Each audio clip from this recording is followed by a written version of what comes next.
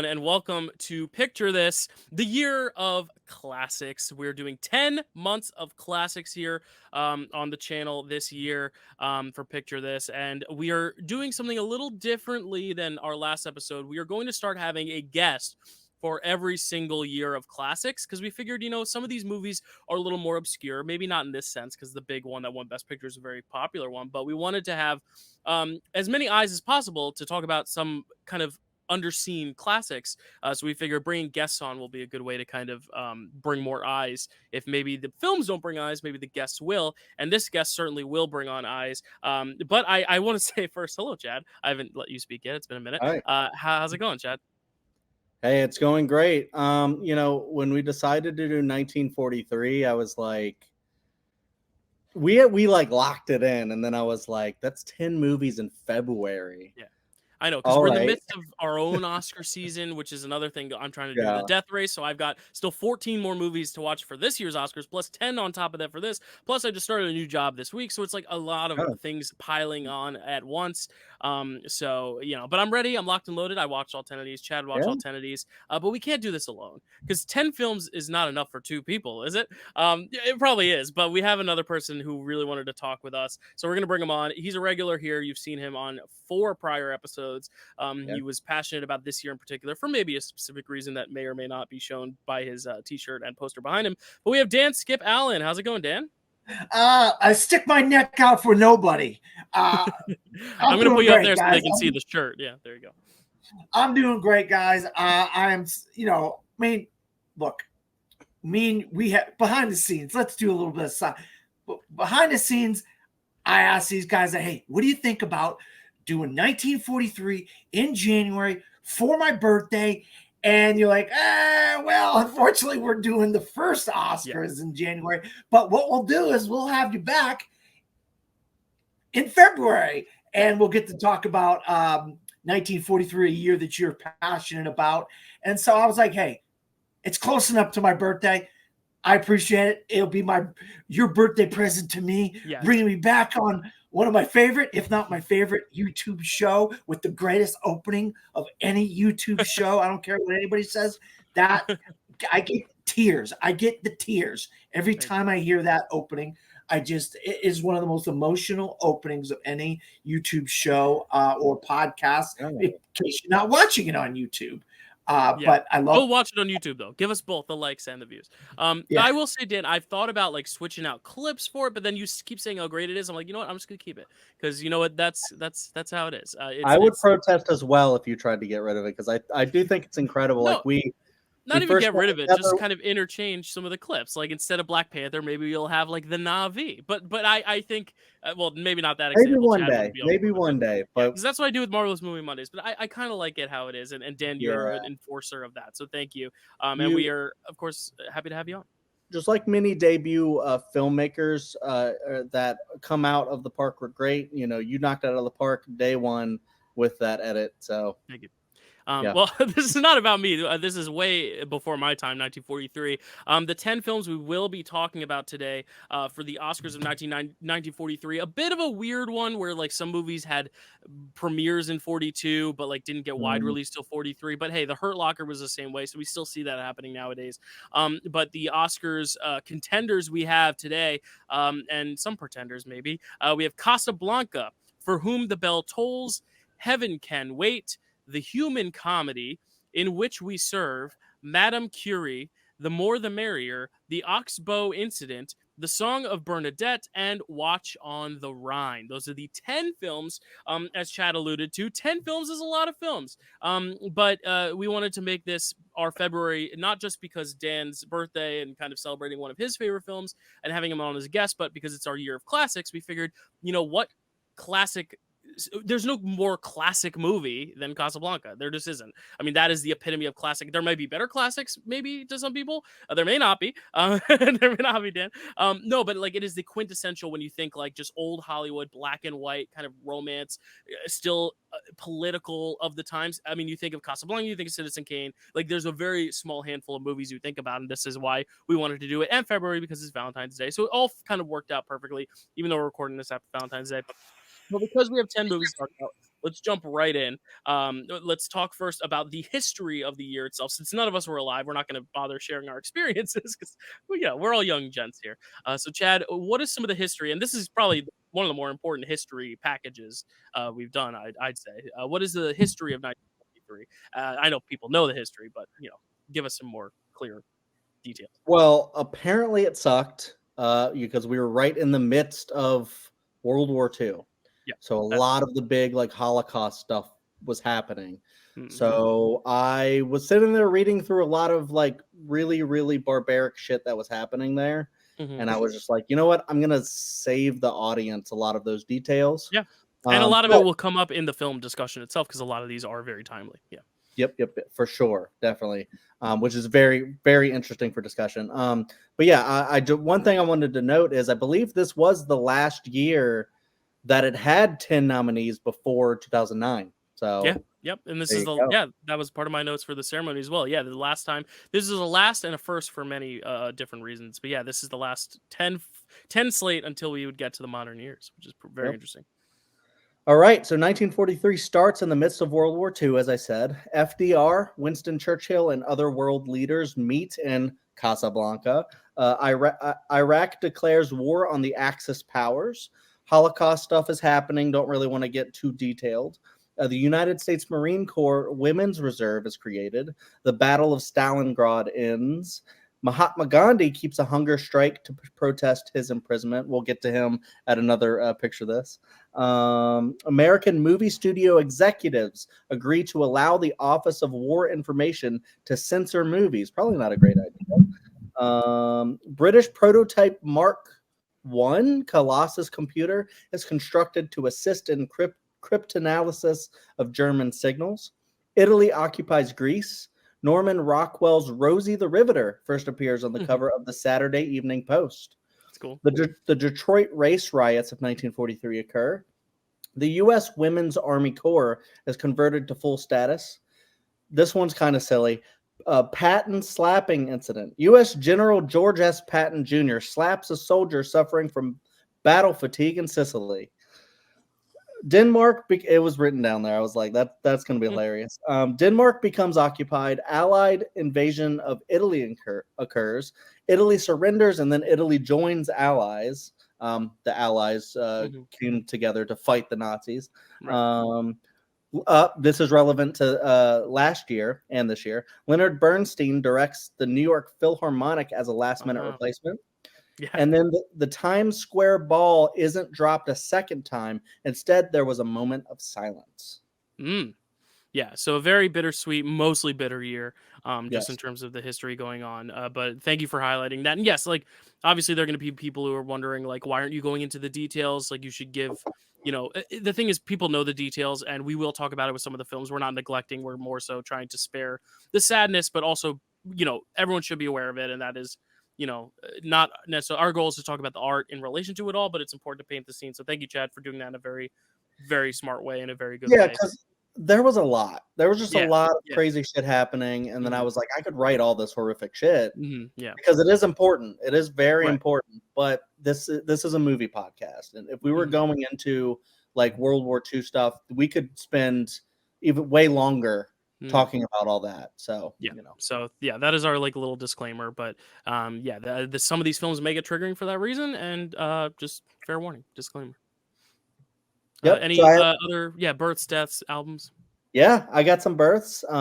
Jim Croce, Janis Joplin, Sharon Tate, Toby Hooper, Michael Mann, Joe Pesci, Homer Hickam, the subject of the movie October Sky, which I love, should have been nominated.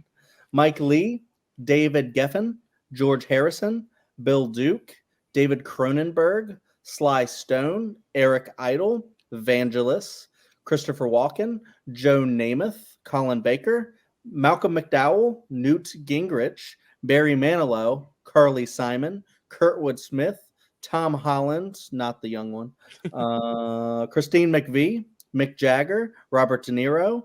There you go, Dan, Robert De Niro. Roger Waters, Jerry Bruckheimer, Chevy Chase, R.L. Stein, Penny Marshall, Joni Mitchell, Billie Jean King, Randy Newman, Terrence Malick, Jim Morrison, John Kerry, Keith Richards, John Denver, Sir Ben Kingsley. Wow. We'll get to him when we cover Gandhi. And Pete Quaife. Deaths, I only had 2. George Washington Carver and Nikola Tesla. Played by David Bowie one time, I think. Oh yeah, and what was it? What movie was that? A Nolan film, The Benedict Prestige. Cumberbatch. Prestige. Yeah. Was it Benedict Cumberbatch, or did he play? He played. Who did he play? Was it Tesla? No. In the Imitation Game. Yeah. No. Turing. Radioactive. Oh, okay. Oh, I don't know. Radioactive. One of him or somebody played Tesla in Radioactive. I don't know. Well, I forget. Maybe. Yeah, I'm sure. Look on the road, you'll see Tesla all over. I know. Exactly, I can't believe there's more and more of them every time you get on the road. I have some albums here. Mhm. We have Songs by Leadbelly, accompanied by Sonny Terry by Leadbelly. Chicago Jazz Classics by Benny Goodman and his boys. Songs of Free Men by Paul Robeson.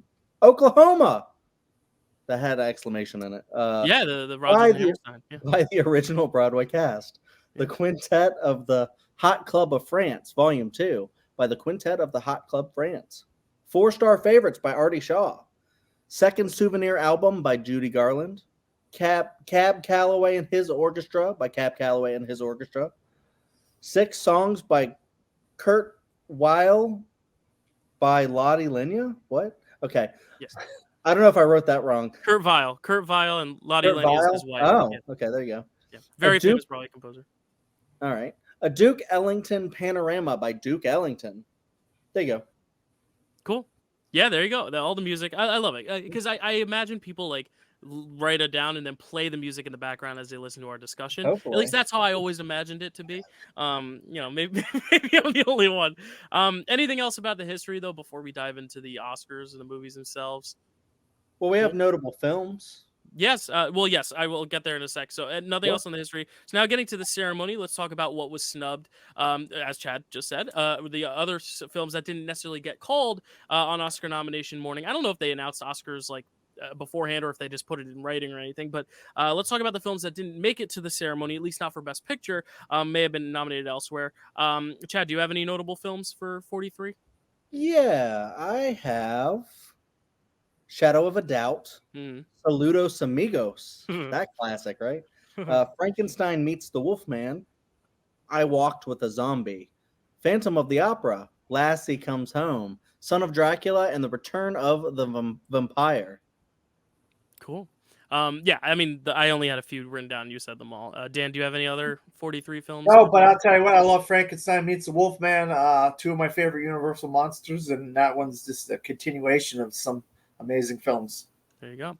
All right, so now we're at the actual ceremony. The nominations have been set. Very important ceremony, as Chad said, for last one with 10 nominees before the modern rules as late as 2009. This was to honor the films of 1943. It was held for the first time ever. It was not held at a private banquet hall. It was held at a bigger, larger public venue, the Grauman's Chinese Theater, which allowed for people that weren't nominated to go, which was cool because it used to be just like the nominees and a +1. Now, this is kind of what you see nowadays. It's you get a bunch of movie stars, you get presenters, you get other people who are just involved in the movies themselves, maybe not nominated directly. So it was the first ceremony without that banquet part of the festivities. It was broadcast locally by CBS Radio, and it lasted an hour and 42 minutes. So we're getting longer and longer from the last time where Chad and I last month said that the Oscars was only like 16 minutes long, or even less, and now it's like an hour and 42, so we're growing. And it was the first ceremony to welcome admissions from the general public, meaning you could buy a ticket to the Oscars, which is kind of what I alluded to earlier. It was also the first time that supporting actor and supporting actress were awarded full-size statuettes. Before that, they used to give them plaques because they were just supporting, I guess. They were lesser than. But now they finally got the full-size trophy, which, you should, because supporting performances are just as important as leading ones, if not more so. And then this was not just the last year since 2009, before 2009, to have 10 nominations for Best Picture, but this is the last time ever that a film got nominated for Best Picture and only Best Picture. Every other nominee since has gotten at least one other. Like we see this year, Past Lives has screenplay nomination as well. Selma had a song nomination as well. The Oxbow Incident is the last film to be nominated for picture and only picture and nothing Wow. else. So that's a pretty cool distinction. And if they had less than 10 nominees, it probably wouldn't have gotten nominated altogether. So it's kind of cool that we got 10 nominees to include that film here. We'll talk about that film in a little while. But the last time ever that a film was nominated for picture and only picture and nothing else. So yeah, because usually they get at least one other, which is really cool history, I think. And then the Tom and Jerry cartoon series won its first Oscar this year for the Yankee Doodle Mouse, which is kind of fun. And then it would go on to win another 6 Oscars. So Tom and Jerry short, this is the first time a Tom and Jerry short won. But that's kind of the fun stuff. Now let's get into the meat of the course here, and let's talk about the films themselves. And we're actually starting it off with the big one. We're starting it off with Casablanca, the best picture of that year. Just happens to be alphabetically first, and first for other reasons. And we'll talk about it right now. Chad, take it away. Yeah. Here's looking at you, Dan and Dylan. I think this is going to be the beginning of a beautiful friendship. Oh, wait. No, we've been friends for a bit, actually. Casablanca, directed by Michael Curtiz, written by Julius J. Epstein, Philip G. Epstein, and Howard Koch. Sorry. Cox. Cinematography by Koch. Cinematography by Arthur Edison. Music by Max Steiner, starring Humphrey Bogart, Ingrid Bergman, Paul Heinried, Klaus Rank. Is it the Claude Rains, right? Claude Rains, Paul Henreid. My bad. I apologize. No, thank you. Yeah, correct me. Dylan never does. Conrad Veit, Sidney Greenstreet, and Peter Lorre. I got Peter Lorre. You got that one. Synopsis. An American must decide between his love for a woman and helping her husband escape Casablanca to continue his fight against the Germans. Based on Everybody Comes to Rick's by Murray Burnett and Joan Allison. Yeah. All right. So let's move on to the next film. I'm kidding. Imagine if we were like, you've seen it. Imagine. No, but this is probably the one that everyone who's watching this has seen or at least has heard of. Because honestly, of these other 10, like the other 9, there's a good chance a lot of people don't even know what those are. Whereas this is the one where like everyone knows it. It's kind of endured the legacy. It is, like I said, the kind of quintessential classic in the way you think about the genre. It's not even a genre, it's a more of a medium, but like think of the overall style of classics, I should say. Because this is classic drama as opposed to like a classic comedy or whatever. But like it is very much like the quintessential in terms of just the way it's produced, the way it's shot, the way it's edited, the way the sound feels, the way the texture of the film looks. But Dan, I know this was the one that you were like really excited to talk about. So I'm going to let you take it over first, just kind of giving your blanket thoughts on it. And then we'll hear from these two chumps on the other side. Yeah. I mean, I've watched Casablanca more times than I can count. I actually just got finished watching it before we went on to record today, just for the fun of it, because I love it so much. It's, if you can't get behind Rick playing Humphrey Bogart as Rick playing in his "I stick my neck out for nobody" at the beginning, yet he helps the Bulgarians, and he said, put your thing on 22, and he gets them. All right, get out of here, don't come back. Then, when he finally gets Ilsa, she finally admits that, she loves Victor Laszlo. And that's when his, and then Peter Lorre is like, you're a rank sentimentalist. He acts like he's not, but we all know he is a rank sentimentalist. Sentimentality is just who he is as a person. But because of being scorned by love, he kind of became a little bit of a not a nice guy to be around, and it wasn't for Dooley Wilson playing as time goes by. When I tell you about playing that song, then he plays it for her. Well, if you can play it for her, you play for me, and then the flashbacks to Paris, that it takes you right out of the movie. Then it goes to this whole other place. She's like, well, this isn't what's going on. And then, but it really is informative. You learn a lot about these two characters of Ilsa and Rick. And my biggest takeaway of this and of any movie, you think about movies and you think about their love and how they stand the test of time. And this is 1943. This is 80 years ago. Wow. This movie had 6, not 2, not 1, not 4, but 6 quotes in the all-time 100 AFI's 100 greatest quotes of all time. And I literally have them all right here, right now.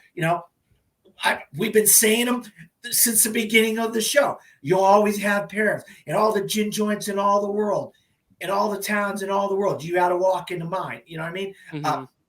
Something tells me, Louis, this is going to be the beginning of a beautiful friendship. I mean, I could just go on and on and on here, but I'm going to let you guys talk. I'm going to let you guys talk. But real quick, this supporting cast is incredible. Dooley Wilson, Sidney Greenstein, Peter Lorre, Claude Rains, Ingrid Bergman, Paul Henreid, Conrad Veidt. I mean, what an amazing cast. That's my last 2 cents on this. Let you guys talk.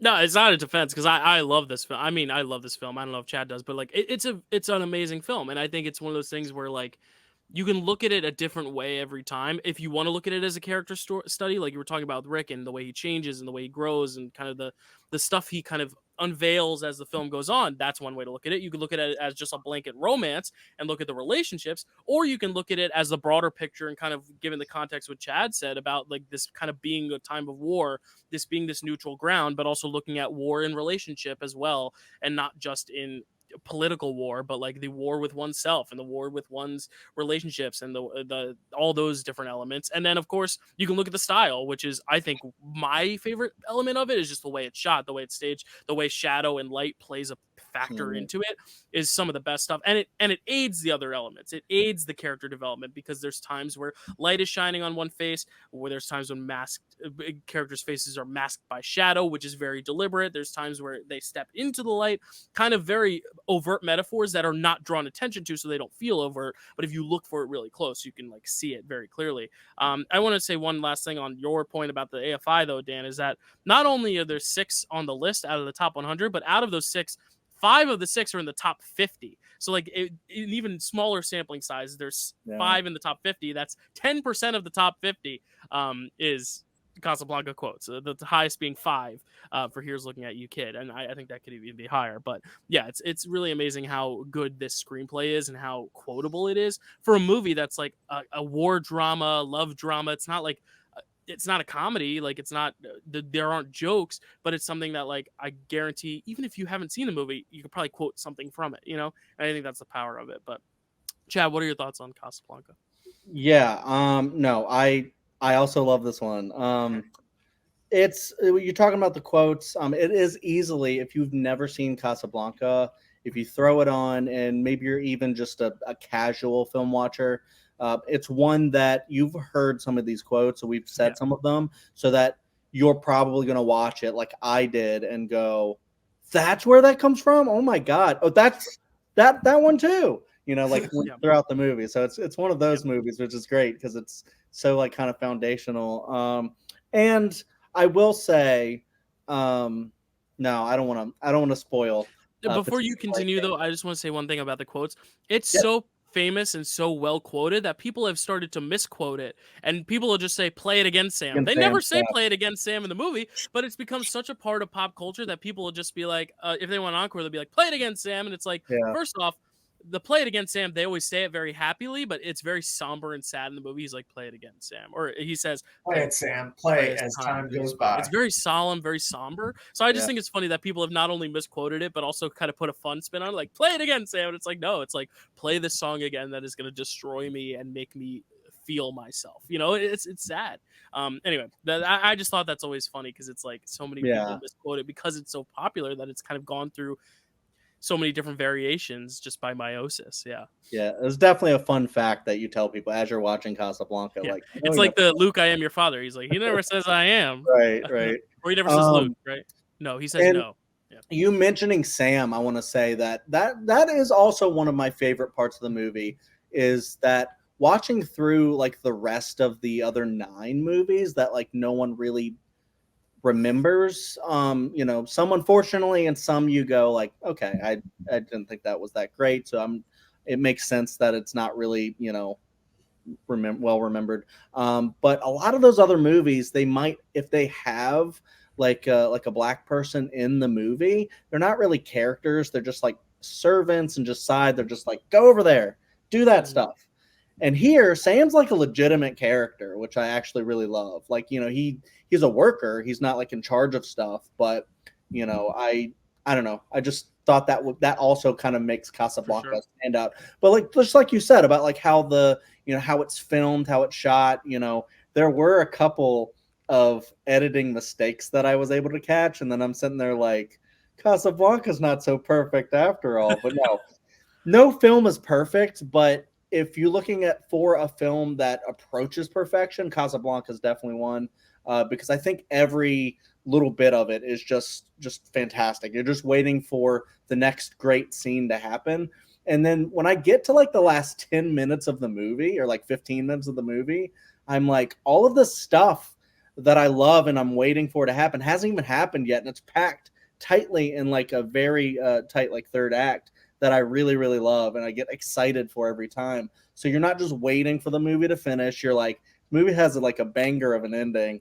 That I love. And it ends on one of the best quotes of all time. So it has one of the best like final line scenes, or whatever. I've seen this movie maybe 3 or 4 times total in my life. So I'm not on Dan's level yet. But because I have a newfound appreciation for this, I could easily see myself becoming a Dan and just watching this all the time.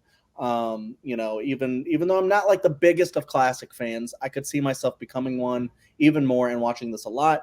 One thing that really hit me on this most recent watch was when Ilsa's like, oh, what does she say? I said I would never leave you or something like that. And he is like, and you never will.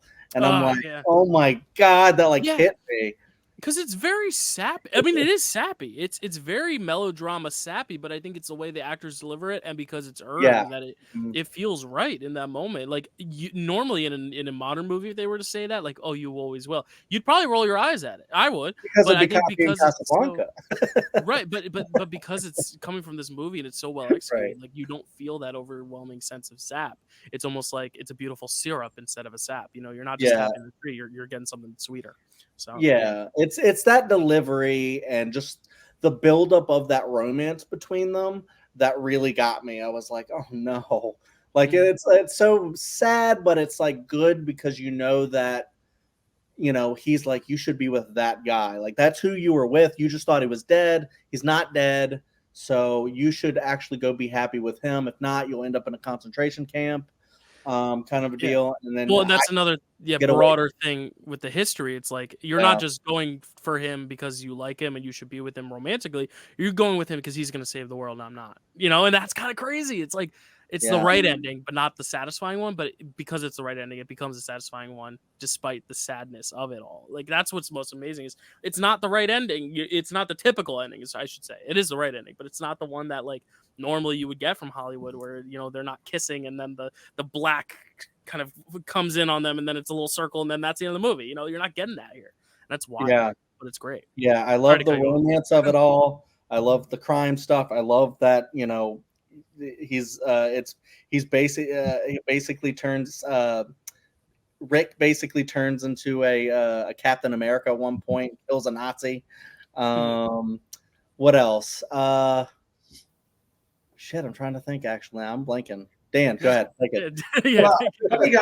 I love the end stuff. See, I am a hopeless romantic at heart, but I love the first act. To me, the first act, like the stuff with Peter Lorre, where Rick, you don't know who I am, and here, hold on to these, and then you see him put them in the piano and all that stuff, and then you get Sidney Gay. How much do you want to buy? Sell Sam for? Sam, who do you? Let's go talk to Sam. Sam, do you want to move? No, I like it right where I'm. Well, he'll pay you double. I can't spend the money I make here. Okay, just the stuff with the bartender and the girlfriend who's drunk and stop giving her the drinks. And let me tell you something. I found a real raggedy copy of this book. It's called A Kiss Is Still a Kiss by Roger Ebert. And there's some really interesting stuff in there. And one of the things is, now, Dylan, you're going to have to look this up just to make sure, because you'll have to cut this part out if otherwise, because it won't make any sense. But Rick's Cafe American goes on to be a very famous location in another movie that came out in a galaxy far, far away in 1970s. Oh, Was it the same set? Are you saying? Yes, it is. interesting. As Mos The Eisley. Mos Eisley Cantina is Rick's Cafe American all those years later. Now, if I am wrong, I cut this out. I don't want to. I'm not getting an exact, like, it is. It's more of it's inspired by. But either way, the similarity. I was going to bring up the same thing, like the similarities of it being this kind of like common meeting place, and it adds for a lot of the like just kind of world building of it all, because it's hard to world build in historical films or dramas, you know. But they do so by having this kind of common meeting ground. It's kind of like in the John Wick films, like the idea of, oh, when you're in this hotel, no one's shooting at anyone. It's kind of like this neutral ground, which kind of elevates the stakes, because it's like, I don't know if this guy's with me. I don't know if this guy's with me. I don't know if it's against me. It's all this drama's coming to light, but you can't really air out any of your laundry here. It's just got to sit in the spinner until you can get it outside to the dryer. I think that's a great point. So yeah, I definitely see the similarities, at least with Mos Eisley. Yeah, and well, I always thought that Star Wars filmed on the Warner Brothers backlot, and part of it was part of the Warner Brothers backlot. But I could be, but it's 20th Century Fox, so that kind of goes up against a little bit of what I'm saying. So I don't know. Maybe you're right. You're right. Either way, though, it's clearly influential. I'm not editing it out because it's clearly influential, and you make a great point. Yeah, for sure. Yeah. And you got the Nazis, you got the French police, you got the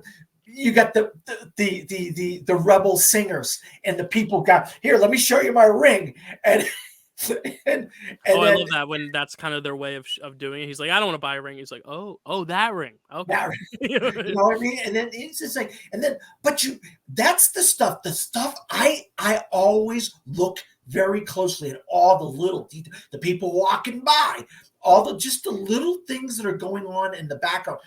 And those two Bulgarians, they pop up all throughout the movie until you finally see where Rick helps him out with the roulette wheel, you know. Hey, we're closing down, Rick's. Everybody out. I'm shocked this place has gambling. Here you go. Here's your winnings, sir. And he gives what's his face's winnings from the roulette, you know, illegal winnings, which, you know, because they have to pay him off somehow. Right. So they pretend like he wins at roulette. Captain Renault, you know, Peter Lorre. I mean, not Peter Lorre. Claude Rains. My bad. I know this movie like the back of my hand. How did I get those two wrong? But the first act to me is the stuff that's just so juicy and so intriguing and so just amazing. And even at the beginning of the movie, you hear details like, you know, when they do that through VC and through France and through here. Yeah. I swear, you're a Survivor fan, Dylan, and I'm a Survivor fan. I tried to get my buddy to help me do something similar to that as my Survivor video, where I have a little car going down a map, driving from Massachusetts to Florida, and then having me stand in Daytona, and you see the sign of Daytona Beach. And then actually there's a bar that I used to work at. It's called the Airport Restaurant Gin Mill. But I was going to like superimpose a boot store sign and the airport skips airport restaurants, and just do that and be that my Survivor video. But I could never get anybody to help me do that. But that's how much I love Casablanca. I was going to literally do a Survivor themed video and put my video to those and try to get into Survivor doing something like that. You make a good point, just in terms of like kind of that, not Survivor like aesthetic, but like you see it in a lot of adventure films. Indiana Jones does a similar thing where it's like the map and the plane, and I think that's another thing of kind of making this feel like its own, like, yes, it's history, yes, it's grounded in reality, there's a realism to it, but there's also kind of this not otherworldliness to it, but like almost like this kind of, it's almost like this little secret, like this one place in Casablanca is like this almost kind of little utopia in a way, and it's not like glamorous like that. I mean, it's got a lot of glamour to it, but it's its own like weird anomaly in the middle of nowhere almost, because, you know, Casablanca itself, like you look at Africa, that whole area of Africa is all desert, you know, and there's that whole idea of it, you know, kind of being almost like this kind of exotic kind of location, even though it's like this melting pot of different cultures, American, German, Nazi, everything. So yeah, I totally get that, and how there's kind of like almost like a adventure like quality to that opening that's kind of setting the tone of it. Yeah, because you look at the title, you don't know what it's going to be. Like, is this an adventure film? Is this a historical film? No one knows, because it's just the name of a city in Morocco, but I like how it kind of but there's unfolds. vultures everywhere. Ah! How you doing? How you doing? Here, this is steals the guy's wallet. You can't trust anybody in Casablanca. Mm-hmm. Yeah, I'll chime in now. Dan really, really went through like the first like couple acts, and just showed just how much you can actually take from this movie. Like, it's so packed, but it just makes everything that much richer. And just the three things that I was going to mention were, I like Dan mentioned, I love the dueling songs when people are singing. Because like the one starts and then the others like tries to drown them out with like singing. I believe it's the national anthem of France. And then I also love how as time goes by, factors in to the movie. Like, that's one of my favorite parts. Because you have her having Sam play it, which brings him like, I told you never to play that. And then like he sees her, and then everything That's changes. such a great moment. Yeah, like how they get back together in terms of like putting them in the same space. It's not just they run into each other. It's the song that ignites the interaction again. Yeah. That's like, and then that's so good. He plays it to kind of like annoy her and piss her off and be an asshole a little bit. But then they play the song like in the score of the movie, and I'm like, it becomes a motif.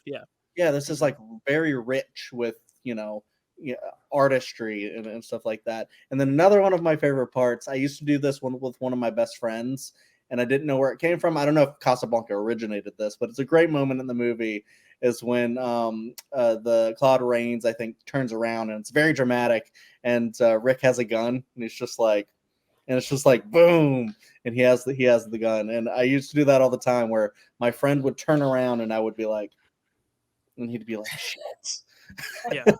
Yeah, and that's a very like noirish sensibility, and you even see some noir in this too. Just, I think, also by nature of the shadowing and the way it's colored and lit. That's a great and idea. Humphrey Bogart is like a big like noir actor, like Yeah. Falcon and all that. He's just a very hard-boiled dude. Yeah, and I think that's another thing too, is he's got such a stillness to him, but it's just there's so much pain, and like almost like if you were to take your finger and wipe it across your forehead, you'd find like an inch of like dirt and sweat and scum on it, because he's just like, he's been through it. like he's just one of those like, just you can never really tell if he's like a good guy or a bad guy. He's kind of both in this, and then I love how he decides to do the right thing and stuff like that. So he could screw all of these people over, and at one point the one Claude Rains thinks he's gonna just be like, you're cold, Rick, kind of a deal.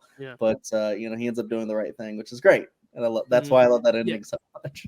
Yeah, and about the song that you mentioned, I was so annoyed when I was looking through the Oscars to see that they didn't nominate it, but then I realized it's not an original song. Not an original. So, because I was like, how the hell? Because I went as far as to say, and I said this in my most recent review of it on Letterboxd, I was like, I think this might be my favorite use of a song in a movie, period. And like, I'm on a Somewhere Over the Rainbow, Die on That Hill, but I'm like, this movie, the way it's integrated in every single, kind of like you said, it's like the musical motifs, and Somewhere Over the Rainbow is like that too with Dorothy, but it's more like that kind of aids her I want, whereas this is kind of a reflection of trauma and pain. This is the backstory, is that song is the backstory whenever it comes into the score. It's so influential that Warner Brothers used it as their jingle, the do do do do do do do do. That's as time goes by, and then it goes do do do do. That's as time goes by. It's literally that influential, and I didn't learn that until, I'll give a shout out to Dan Merle. He did his like history of movie intro logos and stuff, and then he said that, and I was like, just like that. I was like, oh my god, that's the jingle. That's as time goes by. I mean, it's just that influential of a song, and it's just one of those things where every time it plays, it like makes me sad, but also like, it's like, I'm just like, cinema, it's just one of those films where every time I watch it, there's something else I focus on, and every time I focus on that thing, I'm blown away by it. And it's nice because that's what makes it rewatchable. You're not just watching this film. You're watching, oh, I'm going to look at the lighting now. And it's short enough where you can do that. It doesn't feel like a chore to sit down and focus on like a certain element. You don't feel like it was a chore and a taxing experience. No, and the thing is too, the real quick, I know we've been talking about this for 40 minutes almost. We'll move on. The other ones will be shorter, I promise, audience. Yeah. I promise. The thing is, if you watch the special features on any of the physical media that are out there, or you go and look, you find some stuff about this. This was one of the most fascinating how this movie was put together. I mean, go listen to the special features on a 4K or a Blu-ray or whatever. Go to the Academy and find some like YouTube videos or whatever. Yep, there you go. You got that. You got that. Oh, 4K beautiful cover. Beautiful cover. There is some really, in the commentaries by both Roger Ebert and, for the life of me, I forget the other guy. There's 2 commentaries, and they really go in depth on a lot of really good stuff about this movie. But how this movie came about, this wasn't going to be the cast. It went through a lot of permutations and who owned the rights to this movie and all kinds of stuff. And it's like it turned out to be a perfect storm. You know what I mean? It just ended up being perfection. It's a masterpiece. I don't know what more I could say about that. I could keep going. I just realized I'm sure. I realized I have my big Blu-ray box set for this in the other room, and I didn't even think to take it off because I'm at my parents' house. So I'm gonna rattle off the Oscars it won and it was nominated for. We'll go into For Whom the Bell Tolls, and then I will go grab that because I think that needs to be on the background of our set. But I will read this off so we can get started on the next movie while I go get it. It should take me only like 2 minutes. But Casablanca, nominated for 8 awards, wins 3 big ones. Obviously, Best Picture, Best Director for Michael Curtiz, and Best Screenplay. Back when I think it was just screenplay and original story. So original story was original screenplay, and screenplay was like more adapted screenplay. I don't know. But either way, screenplay, it won, obviously. 6 quotes in the AFI. Self-explanatory. It was nominated for actor for Humphrey Bogart, supporting actor for Claude Rains, scoring of a dramatic or comedy picture, cinematography black and white, and film editing. There's a very visible omission to that list of nominees. There was a certain actress who did not get nominated for Casablanca, though she did get nominated for this next film, and I think that's kind of why they didn't nominate her for Casablanca, is because they were like, let's pick one or the other. We might talk about when we talk about the next film whether or not that was the right film or not to nominate her for. But Chad, tell us about For Whom the Bell Tolls, and while you're telling us and while you start the discussion with Dan, I will go grab my Blu-rays. Yeah, another Ingrid Bergman picture, For Whom, and also a Metallica song, For Whom the Bell Tolls, directed by Sam Wood, written by Dudley Nichols, cinematography by Ray Rinahan, music by Victor Young, starring Gary Cooper, Ingrid Bergman, Akeem Tamiroff, Arturo de Cordova, Vladimir Sokolov, Mikhail Rasumny, and Fortunio Bonanova. Synopsis: an American fascist fighter in the Spanish Civil War falls in love with a guerrilla fighter. Based on For Whom the Bell Tolls by Ernest Hemingway.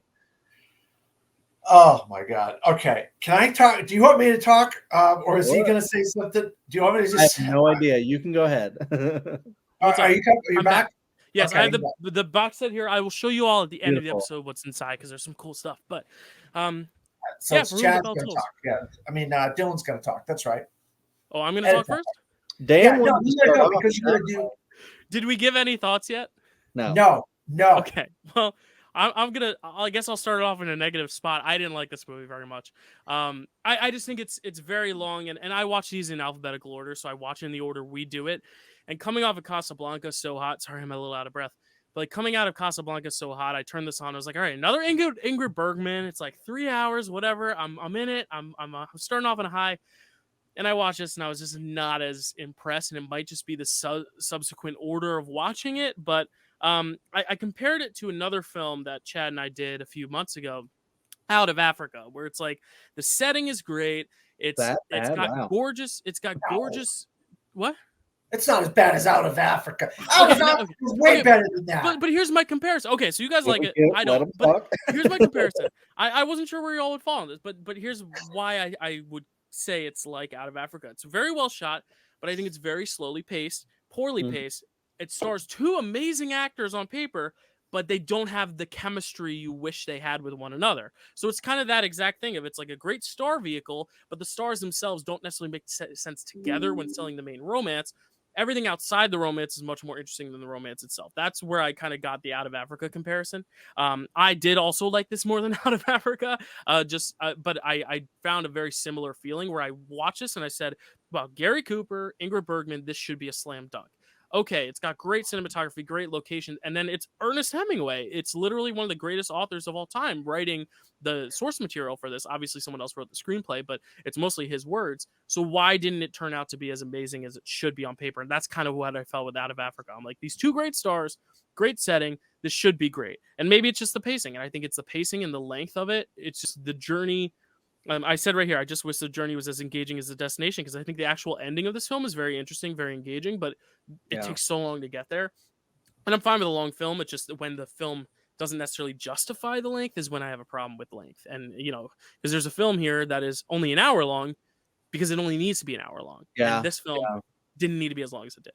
But let me piggyback off of Dylan real quick, and then I'll let Dan go. All right, go ahead. Yeah. I don't have a ton to say either. I'm actually in agreement with Dylan.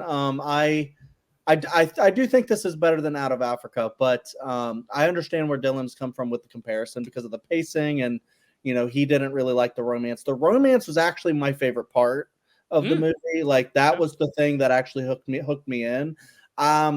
Most of this is about a bridge. They're like, we need to destroy this bridge, and then some people are like, no, don't destroy that bridge. And then like you're waiting for like anyone to try to come over to destroying the bridge. There's a lot of action in it, but I didn't find any of that stuff to really be engaging.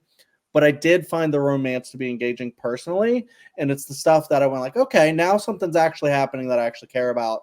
And it was like, them falling in love. And, it's kind of like, the Gary Cooper trying to save Ingrid Bergman's character because, she has been like, taken over, and, she talks about all the atrocities that was done to her and stuff like that. And then, she's like, you still love me? And he's like, yeah, I still love you, kind of a deal. I don't know. I thought all of that worked.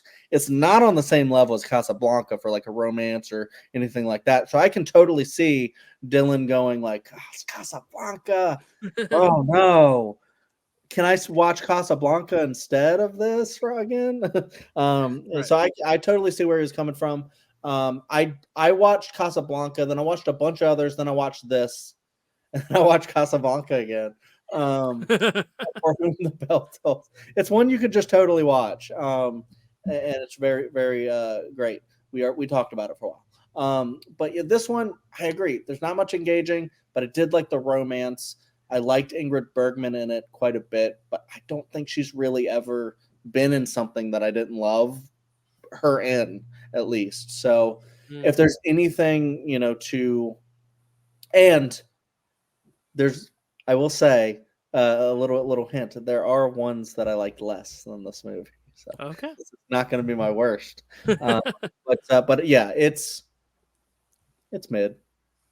It's mid. Yeah, exactly. It's like it's very fine. I think the thing is like there's probably a reason they went to 5 nominees after this, because I think just at this point it's like to force yourself to nominate 10 sometimes. And I think the thing with the war is like the war was going on, so there were not as many films coming out, and a lot of the films were propaganda films, that there weren't a lot of probably just mainstream narrative films to where they had to be like, well, this one had big stars, this one did well, I mean, it's got some good design elements, let's nominate it. Whereas I think nowadays 10 nominees make sense because you're getting 4 or 5 new movies in theaters every week. Back then, it probably wasn't that case. So 10 nominees back then is probably a bad sampling size compared to now, where it's like now we're begging for 11 or 12 because there's always 1 or 2 great films that don't make the cut. Sometimes more than 2 great films that don't make the cut. Here, I think that's kind of why they went to 5, because I think at the time they were like, you know what, this doesn't justify. There's not enough good films coming out this year that we need to nominate 10.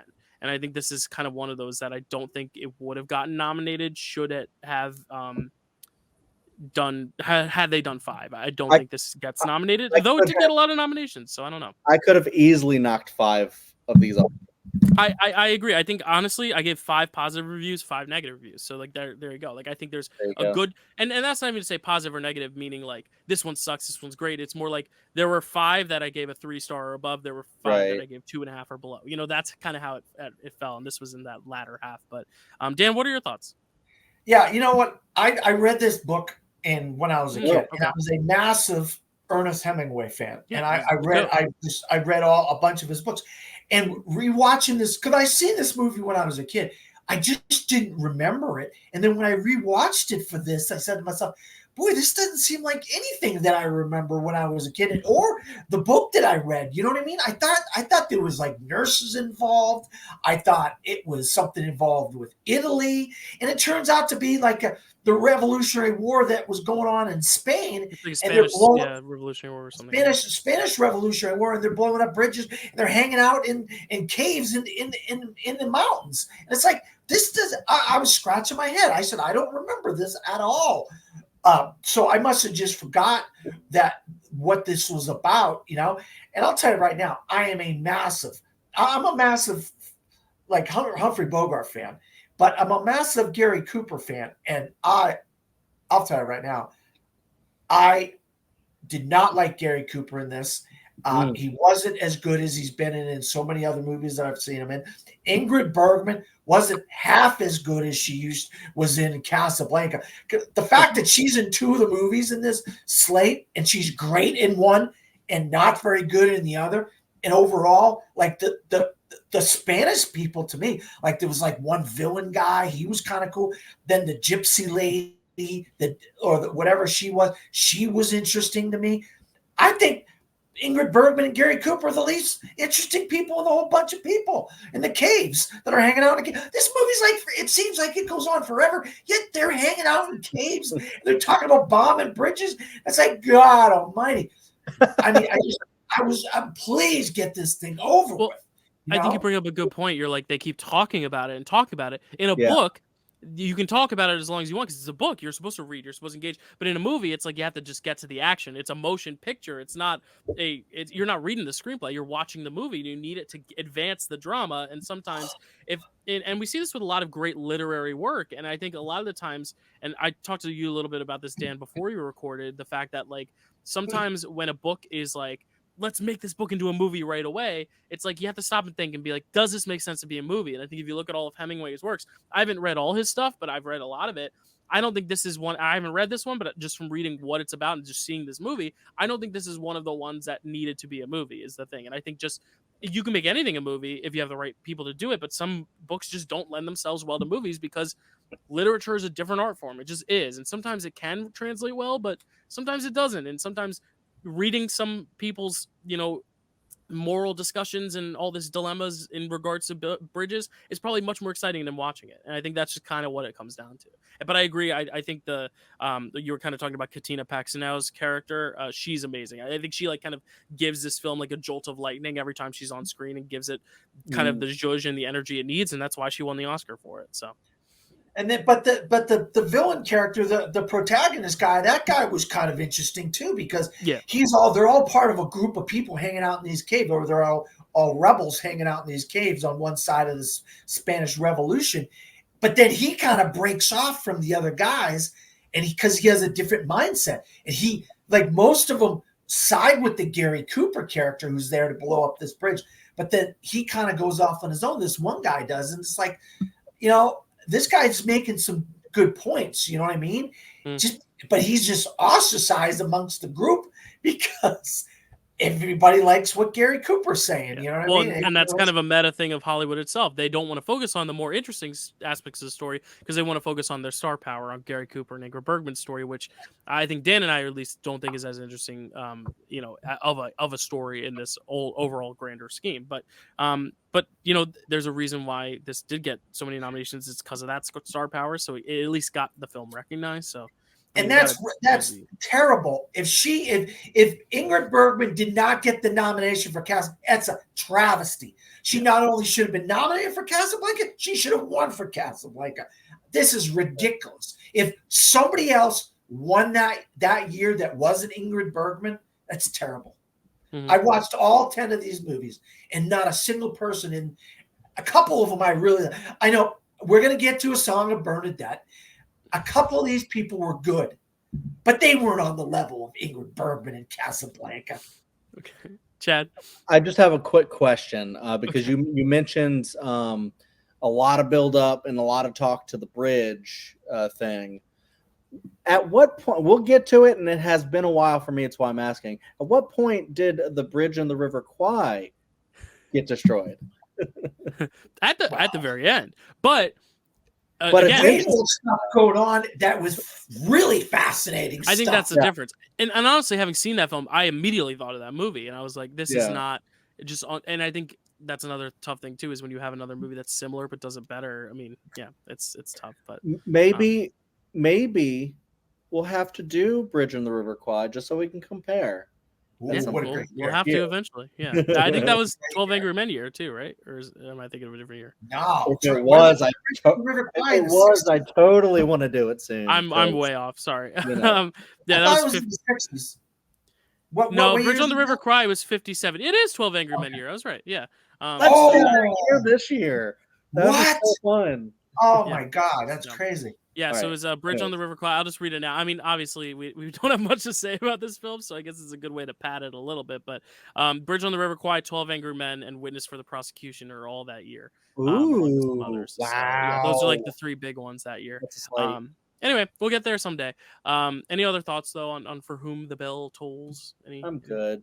Cool. Yeah, some of these movies, I mean, with 10 and with a guest, it's like some of these we're going to fly through a little quicker, but it's going to mean that we can give more time to the films we really want to like sink our teeth into. But for Whom the Bell Tolls, yeah, Chad? I was just going to say they didn't even play any Metallica during this movie. What the fuck? No, man. That's a Metallica fan, too. Ready? We might cue another Dan rant because this got actually more nominations than Casablanca. This got 9 nominations, but it didn't win as much. It won 1. It was for Best Supporting Actress for Katina Paxanow, who I think is great. And then it was nominated for Best Picture, Best Actor for Gary Cooper, Best Actress for Ingrid Bergman, Best Supporting Actor for Akeem Tamaroff, Best Scoring of a Dramatic or Comedy Picture, Best Art Direction, Interior Decoration, Color. That's a hard tongue twister right there. Best Cinematography, Color, and Best Film Editing. So there we go. I know it's sad. Dan wants to send this film right to hell. But let's give a second to contemplate whether or not we belong in hell or heaven, and let's talk about Ernest, I can never pronounce his name. Ernst Lubitsch. His Heaven Can Wait. Chad? Absolutely. Heaven Can Wait. Directed by Ernst Lubitsch. Written by Samson Raphaelson. Cinematography by Edward Kronjager. Music by Alfred Newman. Starring Gene Tierney, Don Amash, Charles Coburn. Don Amici. He wins an Academy Award for freaking Cocoon. Okay. Cocoon, which you apparently can't see anymore. Charles Coburn, Marjorie Main, Laird Krieger, Spring Byington, Alan Jocelyn, Eugene Pellett, Signe Hasso, Louis Calhern, and Helene Reynolds. Wow, that was hard to get through for me. Okay. Synopsis. A man attempts to prove he belongs in hell by telling his life story based on the 1934 play by Ladislas Bus-Fikete. There you go. Heaven Can Wait. Yeah, I started the last one, so I'll let Chad start with this one. What were your thoughts on Heaven Can Wait? I watched this one and then I was like, did I pay as much attention to this as I should have?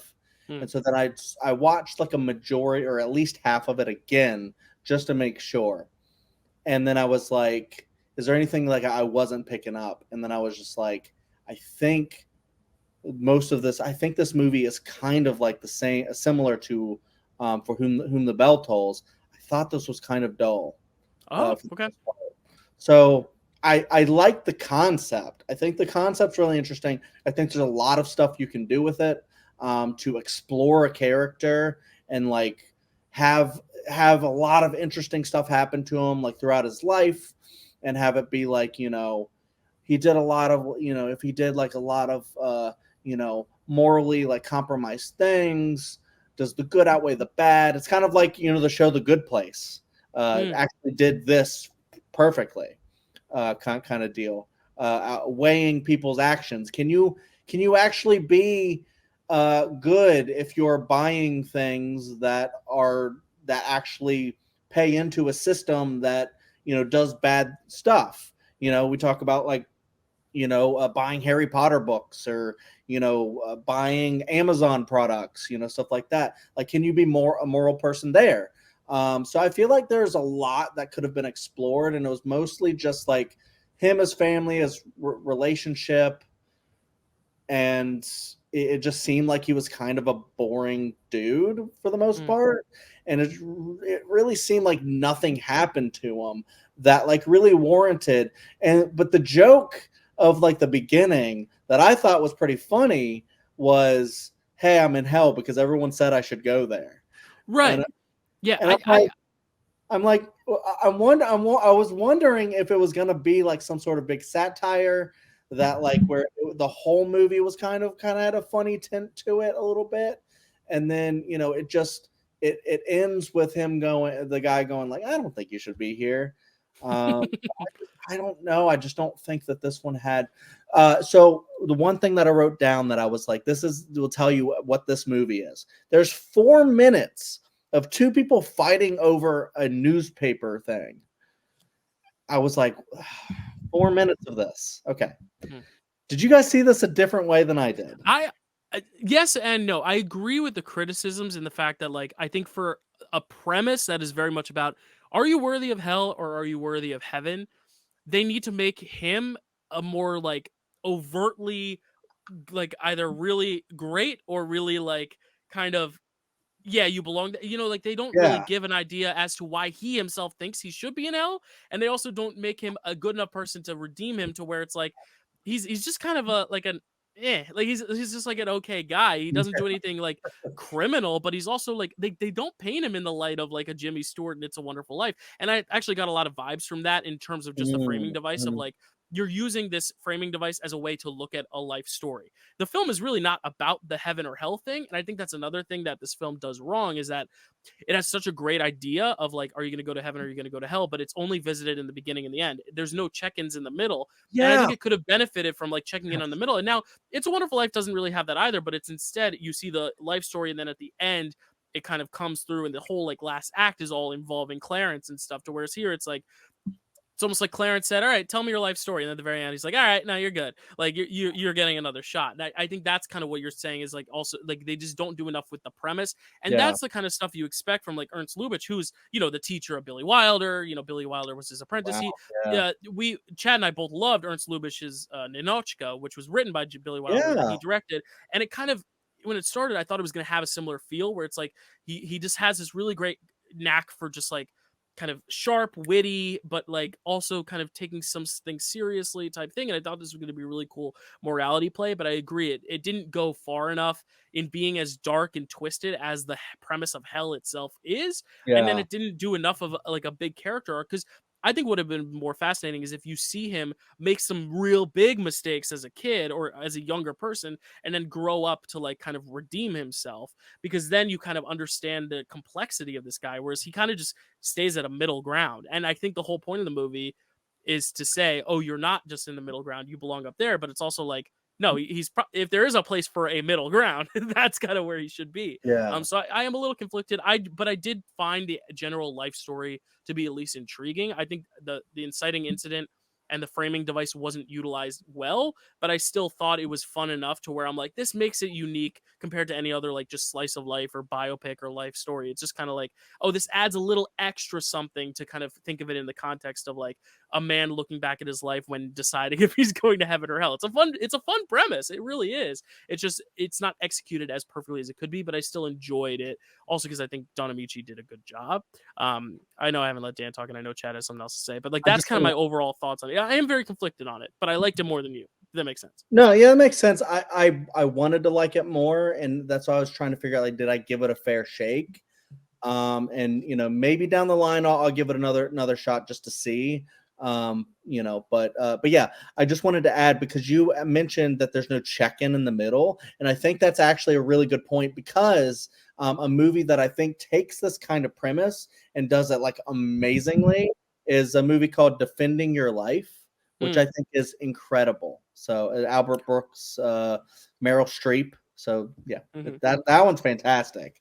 Yeah, I read a review that said he's not a sinner, he's just a cad, but he's not like a good, outstanding lad. You know, I didn't mean to sound like Dr. Seuss right there, but like I think that's the point. It's like he's not like this really great, like, oh, admirable guy, but he's not, you know, a sinner. You know, he's just kind of like, he's a little bit of a ladies' man, just a little bit of a, like, has some scummy moments, but overall he's just like a normal dude, you know. So I think it's a little difficult. Dan, you haven't talked on this one yet, but what are your thoughts on Heaven Can Wait? Well, let me say, are you supposed to say you should watch the remake before you watch the original? Because was it a remake? Yeah, it stars Warren Beatty, and it came out in 1978. Are you sure? I read that they're not the same. I thought it was two different movies. No, it's a remake with a different story, but it's the same. It's Heaven Can Wait. It's a guy died. He's a quarterback of a football team who dies in a car accident, and he has to see whether his life is worth. I want to see that one really badly. So it's less about heaven or hell. It's more about life or death type thing. Yeah, but I like Don Amici in this. Don't get me wrong. I like Don Amici in this. I think they just don't. It's so ambiguous about his life. They go into the guy's life, but there's really nothing there's nothing in the guy's life that says, oh, should I go to hell? And then at the beginning, he's like, I'm supposed to go to hell. The guy's not even supposed to go to hell. What the heck is going on? He didn't do anything wrong. He wasn't a bad guy. Why would he even think he's supposed to go to hell? It's dumb. It's stupid. I hate to say it. It's stupid. And then, that guy, I love the guy at the guy, whether the elevator to hell or the elevator. Well, yeah, that's so fun, though. Yeah. And I wish they just expanded on it. Yeah. Like, that's a great idea of it being an elevator. And he's like, oh, wait, is this the stop? And he's like, no, he's going up. Like, I think that's funny. And that's the wilder side of it. Yeah. The Billy Wilder. I like that guy. But I just like, there's no real, like, meat and potatoes to this. Is really kind of bland. This guy's life isn't really that decision, that hard of a decision. You're going to heaven. You're a good guy. You tell me I gotta watch this whole entire movie to find out this guy should be going to heaven, not going to hell. Come on. How about give me something that maybe he might possibly be going to hell? There's nothing there.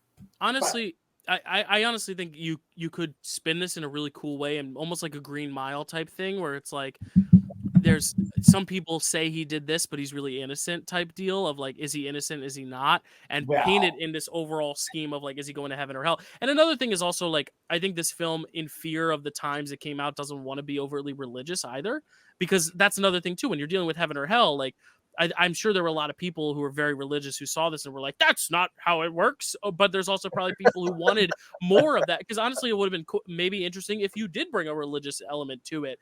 Maybe the fact that he,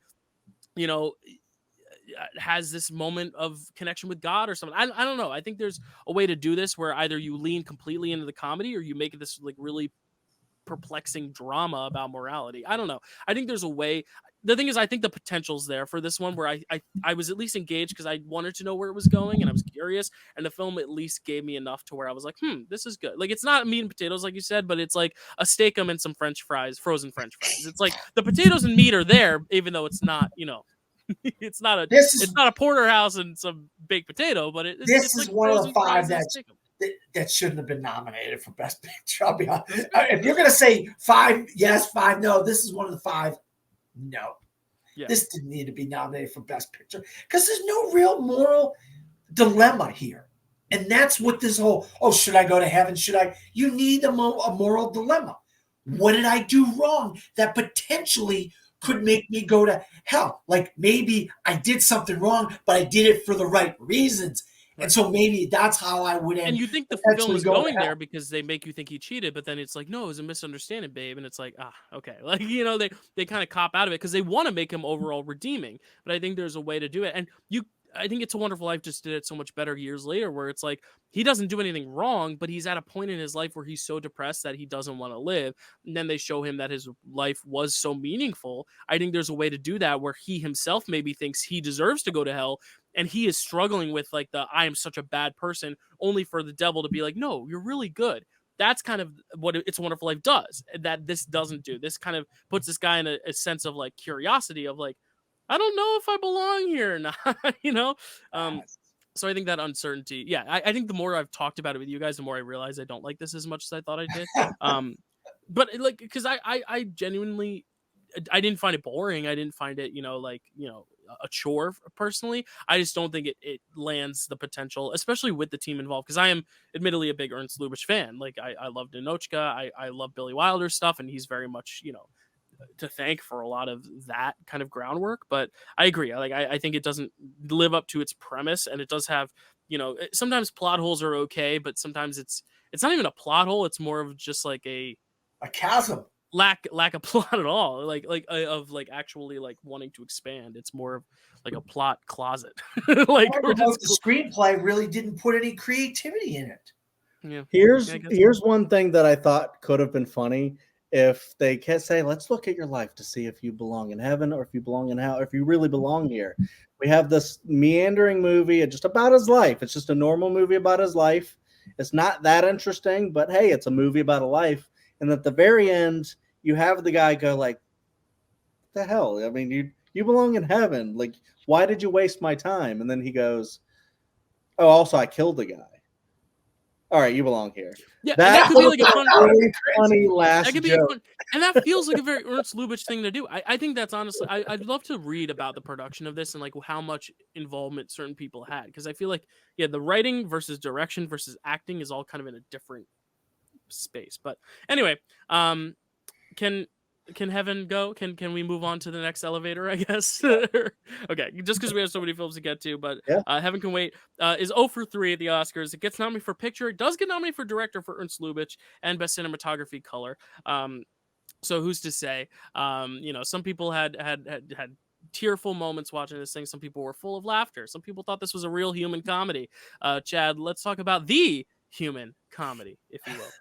Absolutely. The human comedy. Directed by Clarence Brown, written by Howard Estabrook, cinematography by Harry Stradling, music by Herbert Stothart, starring Mickey Rooney, Frank Morgan, James Craig, Marsha Hunt, Faye Bainter, Ray Collins, Van Johnson, Donna Reed, Jackie Jenkins, Dorothy Morris, John Craven, and Ann Ayers. Synopsis: the story about a teenager and his California hometown during World War II, based on the human comedy by William Saroyan.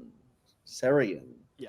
And before people watch this film with the idea of it actually being a comedy, no, it's not. It's the phrase that you hear from The Big Lebowski. It's like, oh, that's just part of the human comedy. It's like the human affair. It's like the nature of being human, just so people maybe took it at face value. I obviously knew the phrase, but for those who don't know the phrase and are expecting a comedy, you're not in for a comedy here. And this is where we really get into. Oh, really? It to be funnier. You were probably very disappointed in this one then. I was disappointed for other reasons, not because of the title. But who started the last one? We'll just go around. Dan, you started this one. Dad started the last one, so I guess I'm going first this time, or no? Yeah, go ahead. You want to? All right, so Ithaca. You think Ithaca? Oh, it must be New York. No, it's California. Ithaca, California. Okay, so that starts off. That's Hey, there's a Portland, Maine, and a Portland, Oregon, Dan. No, and a Portland, Maine. Yeah, you're right about that. No. So you get young Mickey Rooney here. You don't get the fat Mickey Rooney trying to play an Asian or anything like that. You got the young Mickey Rooney, which I didn't realize Mickey Rooney was in Hollywood doing movies at that age. Well, and the funny thing is, he's young, but even then, he's still in like his late 20s in this. He just looks like a kid. He's just one of those people who just looks so young. Because he's in the Midsummer Night's Dream from the 30s, like 10 years before this. He plays Puck. So like he's acting even before that. Like he's one of those people who just like never aged until he aged. Like it was like once he aged, it was like he went from like 16 to like 80. Yeah.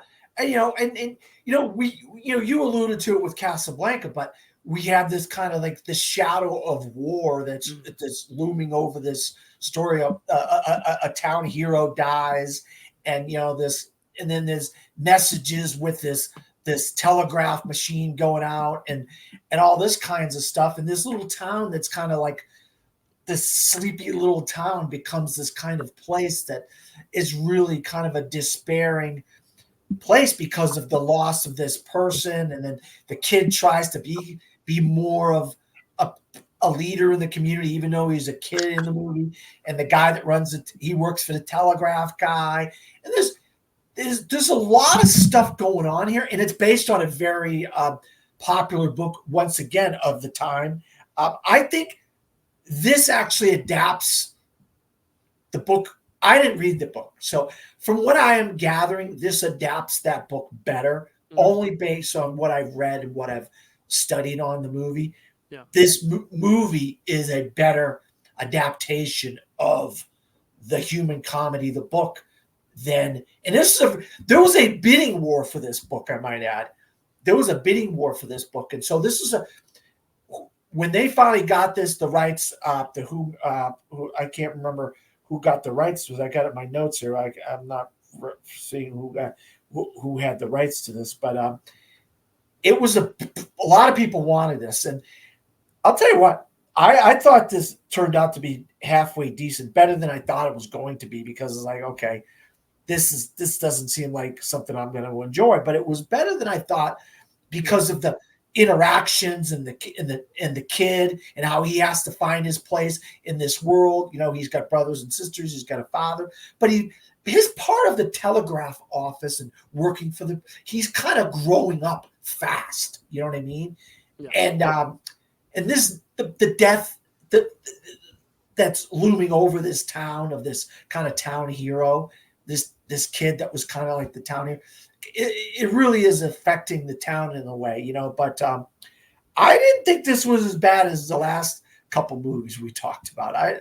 This is more of in the middle of the pack for me. Unless I'd be interested to see what you guys have to say about this. I definitely agree with you in the fact that, like, I think the best stuff is the timeliness and kind of what you said about him, like, having to grow up too fast, because that was so accurate for the time. These people had their families basically stripped away from them to go to war, which it changes you, obviously. I mean, I can't speak of personal experience, but just having just that real major life change so fast, and having to see these characters kind of come into their own at a young age.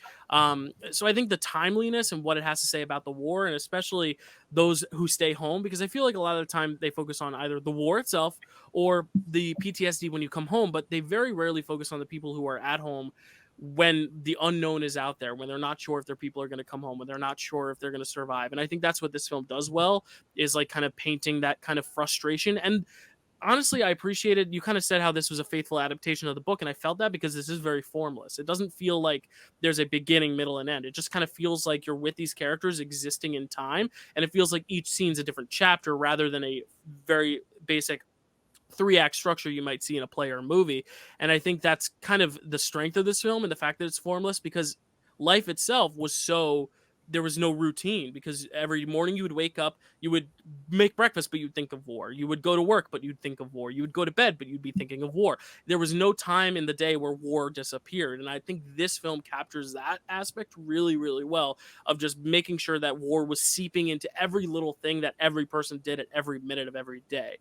The problem is when it does get into the really emotional moments of like, let's get into this stuff, it's so over the top melodramatic that I almost wish it had kind of taken it back a little bit, because it then kind of reached a point where it didn't feel as realistic in a way for me, because I felt like a lot of the times it was like the music would swell and there would be this big hammy moment. And it doesn't help that you have Mickey Rooney, who I love, but is very cheeseball doing this role where he's like, I'm so sorry, missus. Like, everything is very big. And it's like, I just feel like at sometimes it could have been a little bit more reserved. But I think what it had to say and the actual messaging and what it was kind of portraying a very specific moment of time, and to hear that there was like a battle for the rights is very shocking, because it feels like an immediate film that like was made at the time of war. It is, but it feels like, how did they have time to write a book, adapt a book, film a book? And I think that's impressive that they got this out while the war was still there, because I think this could kind of help people be this kind of source of comfort in the war. And the more I'm talking about it, the more I like it. So that's a good sign. That's good when you actually have interesting and insightful things to say about something. You're like, oh yeah, I actually kind of dug that, I guess, more than I thought I did, because I was just so overwhelmed by the sap. I was like, yeah, it was just so sappy. But I was like, you know what? Now I'm thinking about the actual messaging and the themes, and I think it's very relevant, especially with what Chad said at the beginning with all the history. It's like you have to take that into account when looking at this slate, because this is the type of stuff that people needed at the time to get. Yeah, and you look at the last two we talked about, you say to yourself, this one kind of does Right. things a little bit better than the last two with the tackling of the story that it's trying to tell and stuff like that. You say, okay, this is more on the lines of, okay, this is how you make a movie. I don't know. Chad might say, Dan, you don't know what the hell you're talking about. Let's see. Sure. Yeah, I mean, just looking at the time, it's just very interesting. Every time you approach like the early to mid 40s, and you're like, this is the heart of World War II. Like, we're Dylan and I next month are going to talk about the Zone of Interest, that like is very harrowing movie about World War II, and then I'm just like, these movies were made when all that shit was happening. Right. And that's just like very just scary and to think about, and just to think about these movies that are trying to paint war where like they know all the stuff that was going on, maybe not the full extent of it, but it's just very interesting to try to get in that mindset of everything that's going on, and just be like, even when you think it might be too sappy or too whatever, you're like, well, I think that's where Dylan was maybe coming around to the movie a little bit more, where it's like, actually like people were like kind of feeling that way and stuff around that time. But this is basically the Since You Went Away that came out later of 1943, where it's about the, the people that were left behind that didn't go to fight the war and stayed back and were for those every day. For those listening, Since You Went Away came out a year later. It was a film that we covered when we did 1944 about the women of the home front. Yeah, kind of the same premise of when their husbands and families and fathers left for war, and then a little bit of when they came home. And I forget, does this film also tackle the coming home, or I guess not, because the war wasn't over yet. So well, it sort of does, because you have one of the soldiers, a friend of the Homer's brother, came back. Right. And met him. Right. But it's not like you don't see the end in sight, which is also interesting to look at the time, because they didn't know when the end was coming. They didn't know it was coming, because I think the end came in like 43, right? Or 45. Yeah. So it was still a few years out, or a year or two out. So like it's one of those things where it's like they didn't know if it was gonna end. It's kind of like if you had made a movie about COVID in June of 2020, you don't know when it's gonna end, And I think that's that's very interesting. You brought that up, it made me think of that. I was like, wow, yeah, that's a good point. Yeah. Well, I actually haven't said how I feel about this movie, but I like this movie. Okay. I figured by the way you're talking, yeah. This is one I liked. I didn't know if I was gonna like it, but like towards the end, I was like, because there was like a couple parts, because like you said, I had the Band-Aid ripped off of like, this isn't funny. This isn't a funny movie. And once I got over that, and I was like, oh, Mickey Rooney. Well, that's not true. I've seen a movie with Mickey Rooney in it. I think he was Fox in and the Hound. well, is he? Yeah, he's is he Todd or Copper? He's one of the two. And he's in The Fox and the Hound. He's also, I believe, in The Phantom of the Megaplex on DCOM movie. So yeah, that was the first time I ever saw him, when he was an old man. So here, yes, when I'm watching this movie and Carrie looks up and I go, you know who that guy is? And she goes, a child. And I go, no, it's just young Mickey Rooney. But no, I actually really like this one, because even though like you said, it is kind of like little like vignettes of just people doing stuff. Homer's trying to he's getting a job so he can take care of the family, because all the men in the house are gone, and women, I guess, just didn't really get jobs around that time.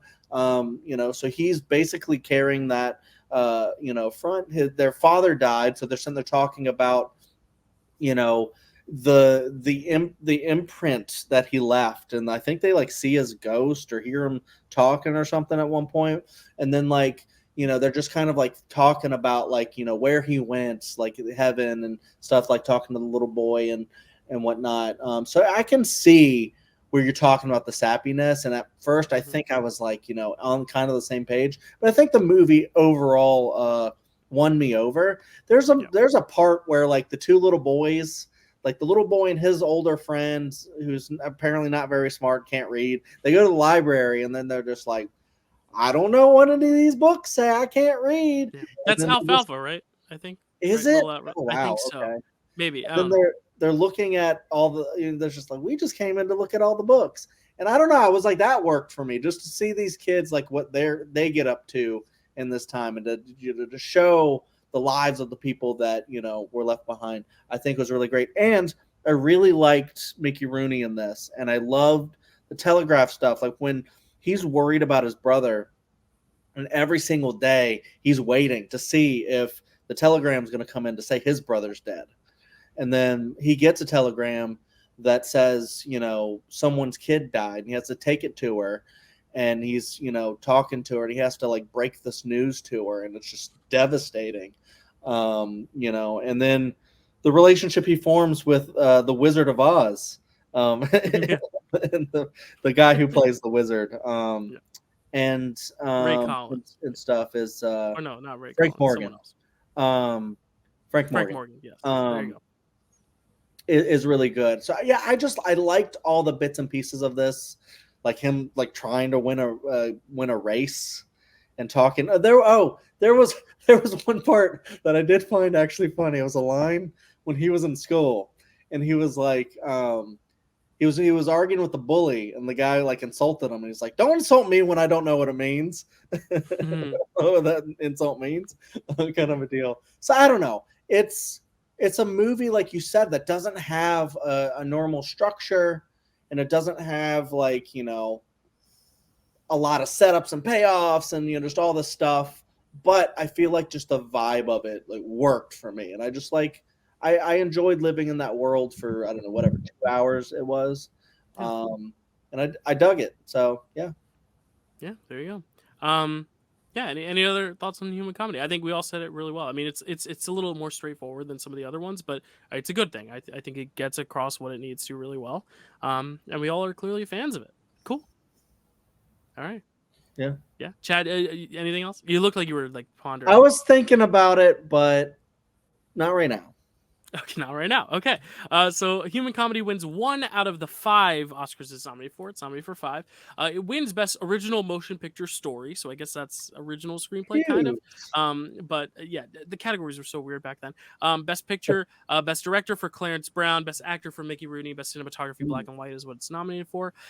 So they were definitely serving at the Oscars that year. I don't know. That's a modern Gen Z slang, right? Serving. They're serving. What's serving topical stuff in which we serve is Chad, tell us about In Which We Serve. In Which We Serve, directed by Noel Coward and David Lean, written by Noel Coward, cinematography by Ronald Neame, music by Noel Coward and Clifton Parker, starring Noel Coward, Bernard Miles, John Mills, Celia Johnson, Joyce Carey, Kay Walsh, Michael Wilding, Derek Elphinstone, Leslie Dwyer, James Donald, Philip Friend, and Richard Attenborough. What the hell? Yeah, he was in it apparently. Synopsis: a sinking ship survivors recall their tour of duty in the military. And yes, I did think when watching this movie, is Noel proud to be a coward? And then I was like, you know what? That's actually a mean joke. And then second was In Which We Serve, I thought might be about a bunch of inner city youths who just try to dance battle people. But it wasn't. It wasn't about that. Okay. A movie's old when Richard Attenborough is playing a character called Young Stoker. That's what I gathered from it. But in Which We Serve, very notable because it is also the first film directed by David Lean, who would go on to be like one of the most winningest directors, most prolific. Directed a film we just talked about, or kind of pseudo talked about, Bridge on the River Kwai, Lawrence of Arabia, Brief Encounter, Dr. Zhivago. We already talked about Great Expectations on here. So David Lean has definitely had his fair share of Oscar glory. This is his first film. which I think is very interesting. And this is one of the only films that Noel Coward directed as well, because he's obviously a famous playwright, famous author, writer, but very rarely directed. So you're kind of getting a very youthful kind of lens of direction here, where it's like very much kind of the brink of something, which I find it interesting when looking at David Lean in general, because I feel like this is one of those movies where it's like very clearly shows he's got the chops, but not nearly showing as much of the greatness as he actually could be. I think it's like it's very much a taste, but not a full course. But sometimes you need that in a filmography, especially like to see something grow as you watch each of their movies. But yeah, Chad, what did you think of this one? I didn't like this movie at all. Okay, there you go. I wrote down 2 notes. One is propaganda film, and like not in a good way. Like, I mean, if you can make a propaganda film that like is, I mean, and this is like this is about the good guys, going against the Nazis and stuff like that. Sure. So it's not like, here we go, kind of a deal. I am that way a lot of the times. Like, it's like a pro-military propaganda film, but I mean, if you're going to root for any side in history, the people that go up against the Nazis is the one to root for. But yeah, it just really felt like maybe like a commercial for the military kind of a deal. There's like a speech that this woman gives where she's like, my husband is tied to the ship, and the ship's always going to come first, and I really just gotta get over that, the fact that in his heart the ship is always going to be. And I'm like, lady, leave this guy. If the ship is more important to him than you are, leave him.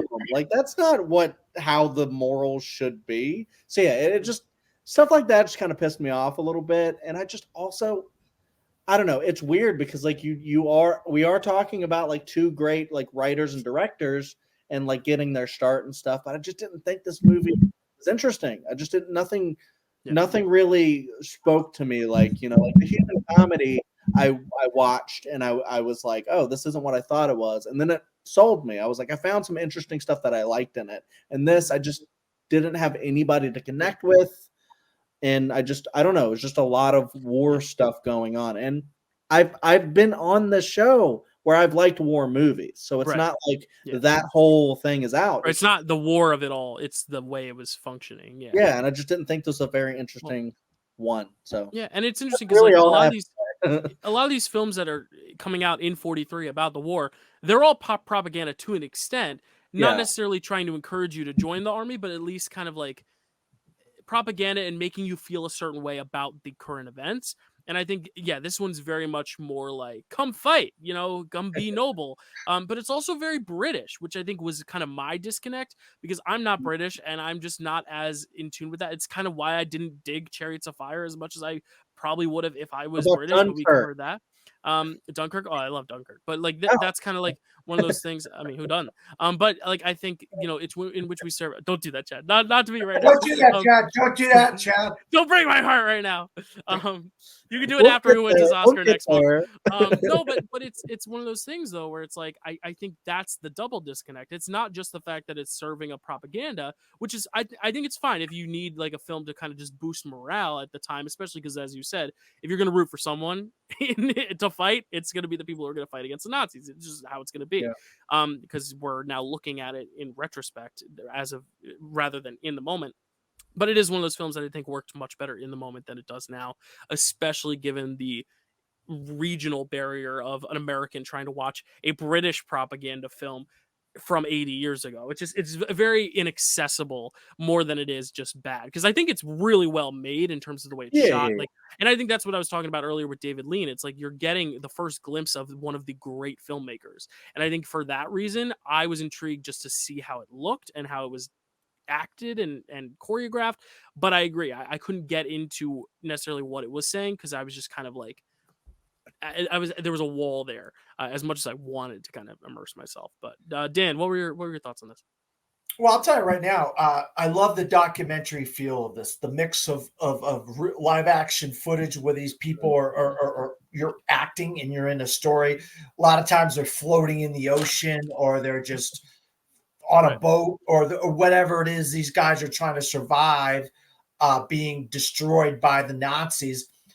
And that framing device to me works with the documentary aspects of the world. of the war going on, you know? So mixing in, melding the real life war stuff in these characters that were on this boat the boat gets blown up by the Nazis, and then these guys are floating in the ocean and they're trying to survive.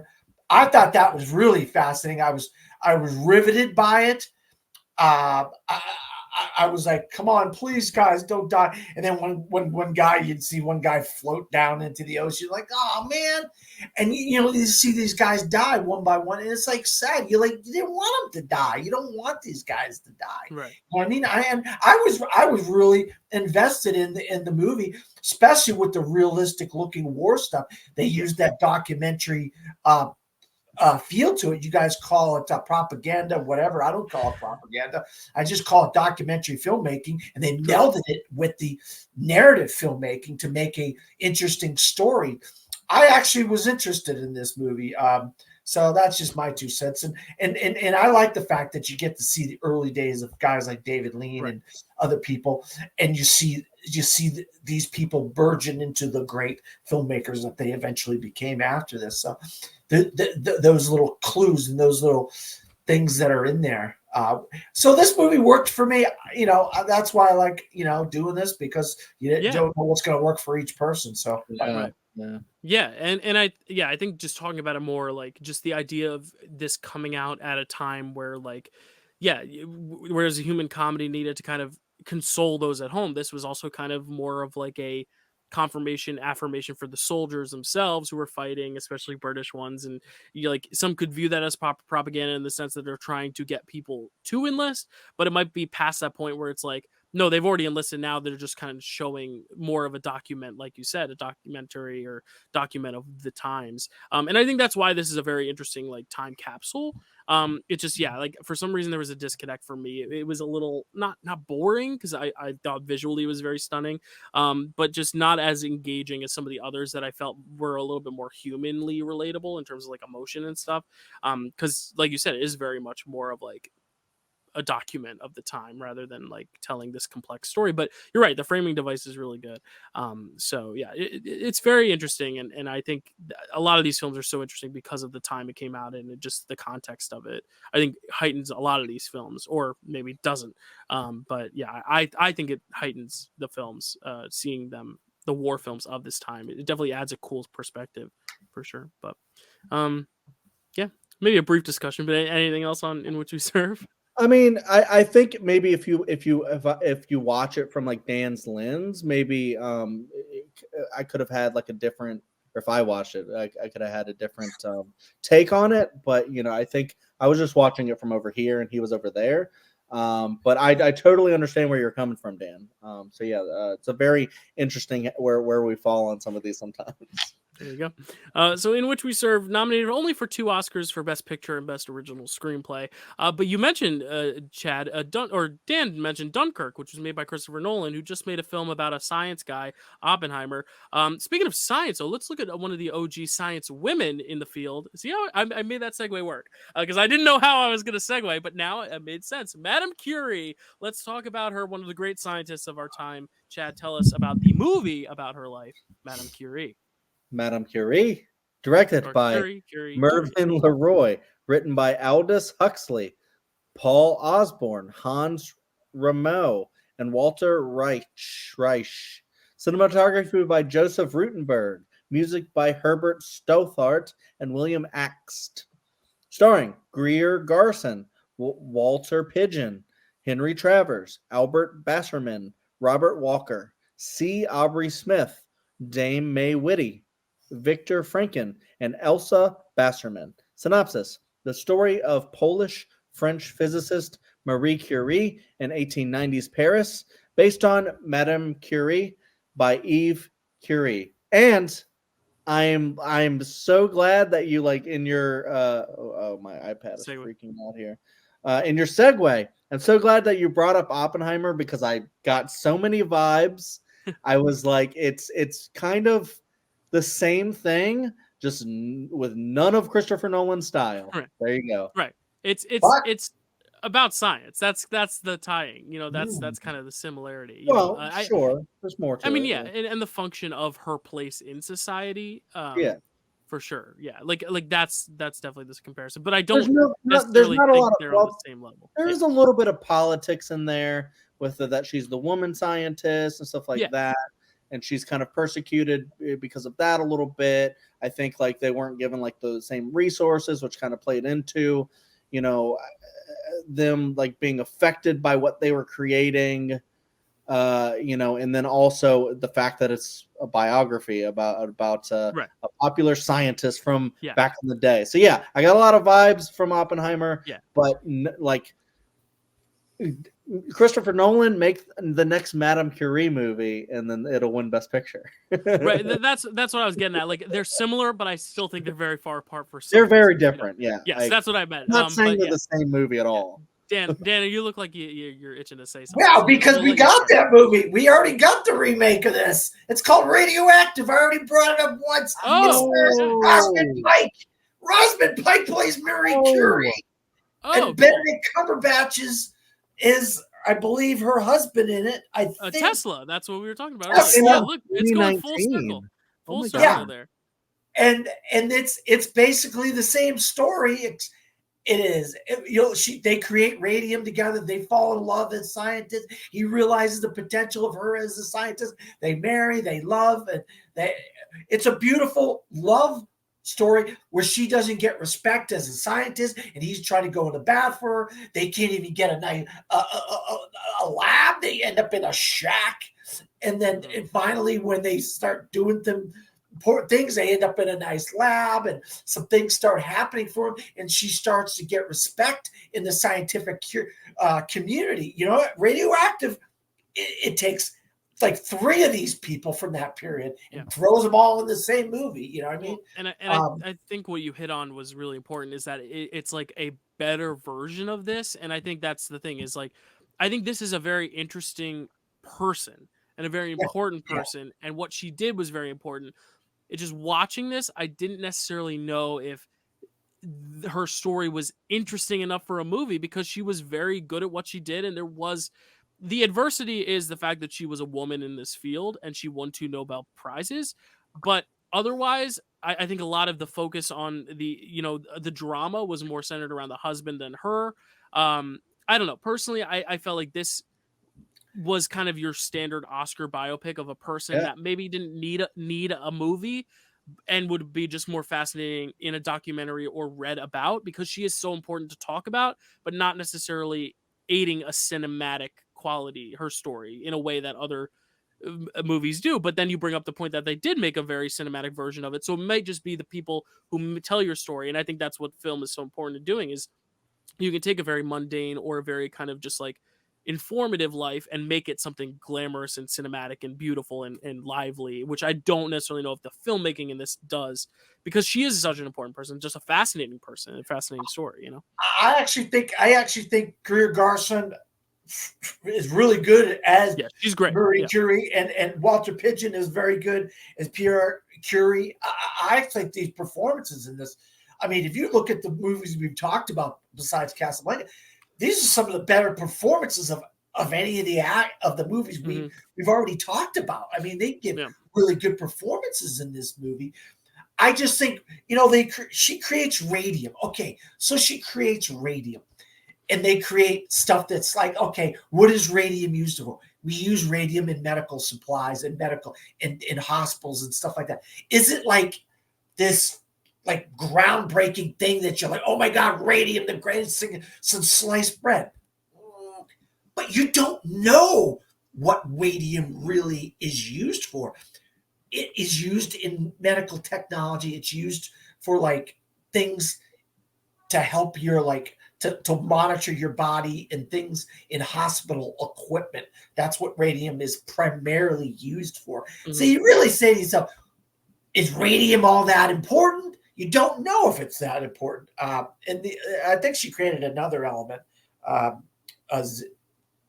second element, and I can't, in my notes here, I can't. It was in the movie, but they didn't really touch on it too much. Yeah, so, but I think that, to me, the performances were the thing that I was like this guy went to bat for this woman. This woman didn't have respect from her community. it wasn't the fact that she was assigned. We all knew she was assigned. We all know she's going to grow up and she's going to be assigned. And it's just how these two people were interacted to me. The love between the two and the guy who respected a woman in a world where nobody respected women. But hey, whatever. I mean, you guys take it for what, you know. Yeah, no, I agree. Like, I think it's very interesting, but I don't think the movie itself, for me, made it interesting to me in the way it could have. But I do agree the performances are great. I do agree. Greer Garson especially is amazing when she breaks down at the end. It's heartbreaking. But Chad, what do you think of this one? So yeah, I kind of agree. I think this one was like mid. I wouldn't say this is a bad movie. I wouldn't say this is a great movie. It's like the definition of mid. It's like it is like that standard biopic where it's like it is like the standard biopic where it's like, you know, you can see like kind of like a line from this to Oppenheimer, and that's what I'm talking about because it's so relevant. Like we're going to be talking about Oppenheimer next month, and you can see how this is kind of Oppenheimer without all the style, without all the big scale and stuff like that. No, she's not the same as Oppenheimer. I'm not saying that. No. You know, he invented the atomic bomb. Of course, you can do stuff crazy of great visually with that. And like Dan said, she kind of created. I don't even want to like dismiss what you mean. She was one of the big like Nobel Prize winners. First woman to win it, and I think first person to win it twice. I think. And she's the first woman to win a Nobel Prize and the first person to win it twice, is what I think. What I think is really interesting about her story, to me, is not those facts specifically, but the fact that she, like, the thing that she created ended up being her undoing. Like, she got so exposed to radiation that it, like, fucked her body up. And to me, I think that is actually very, very interesting. It's almost the same kind of thing that happens in Oppenheimer, where the thing he creates is like kind of the thing that undoes him in the end a little bit, but not like physically.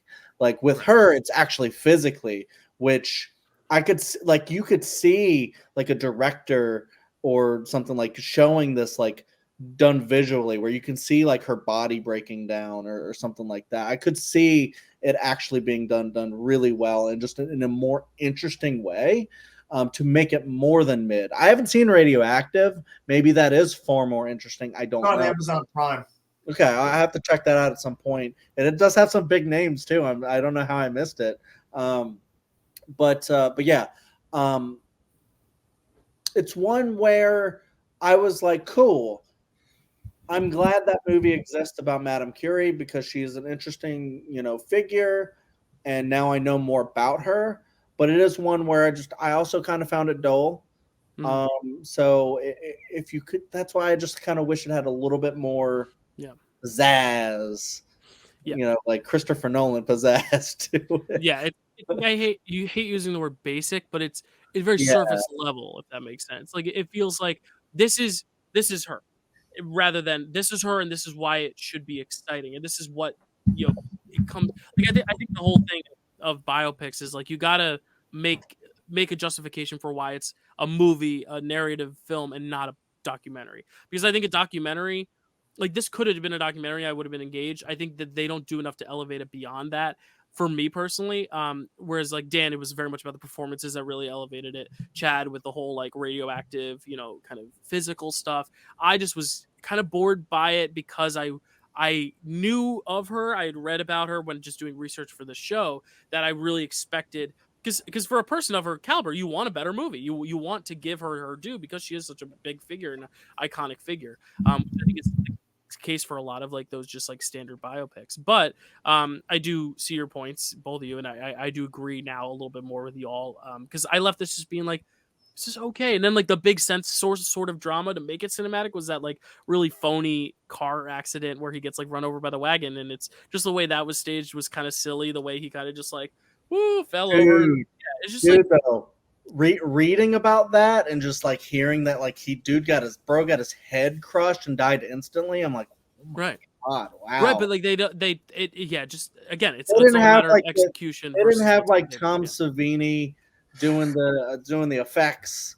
Well, to, Well, another modern film I could tie it to is Ferrari, and I'm not going to spoil Ferrari for those who haven't seen it, but there's a moment in that film which I think is one of the most gripping, polarizing moments I've seen in years in movies.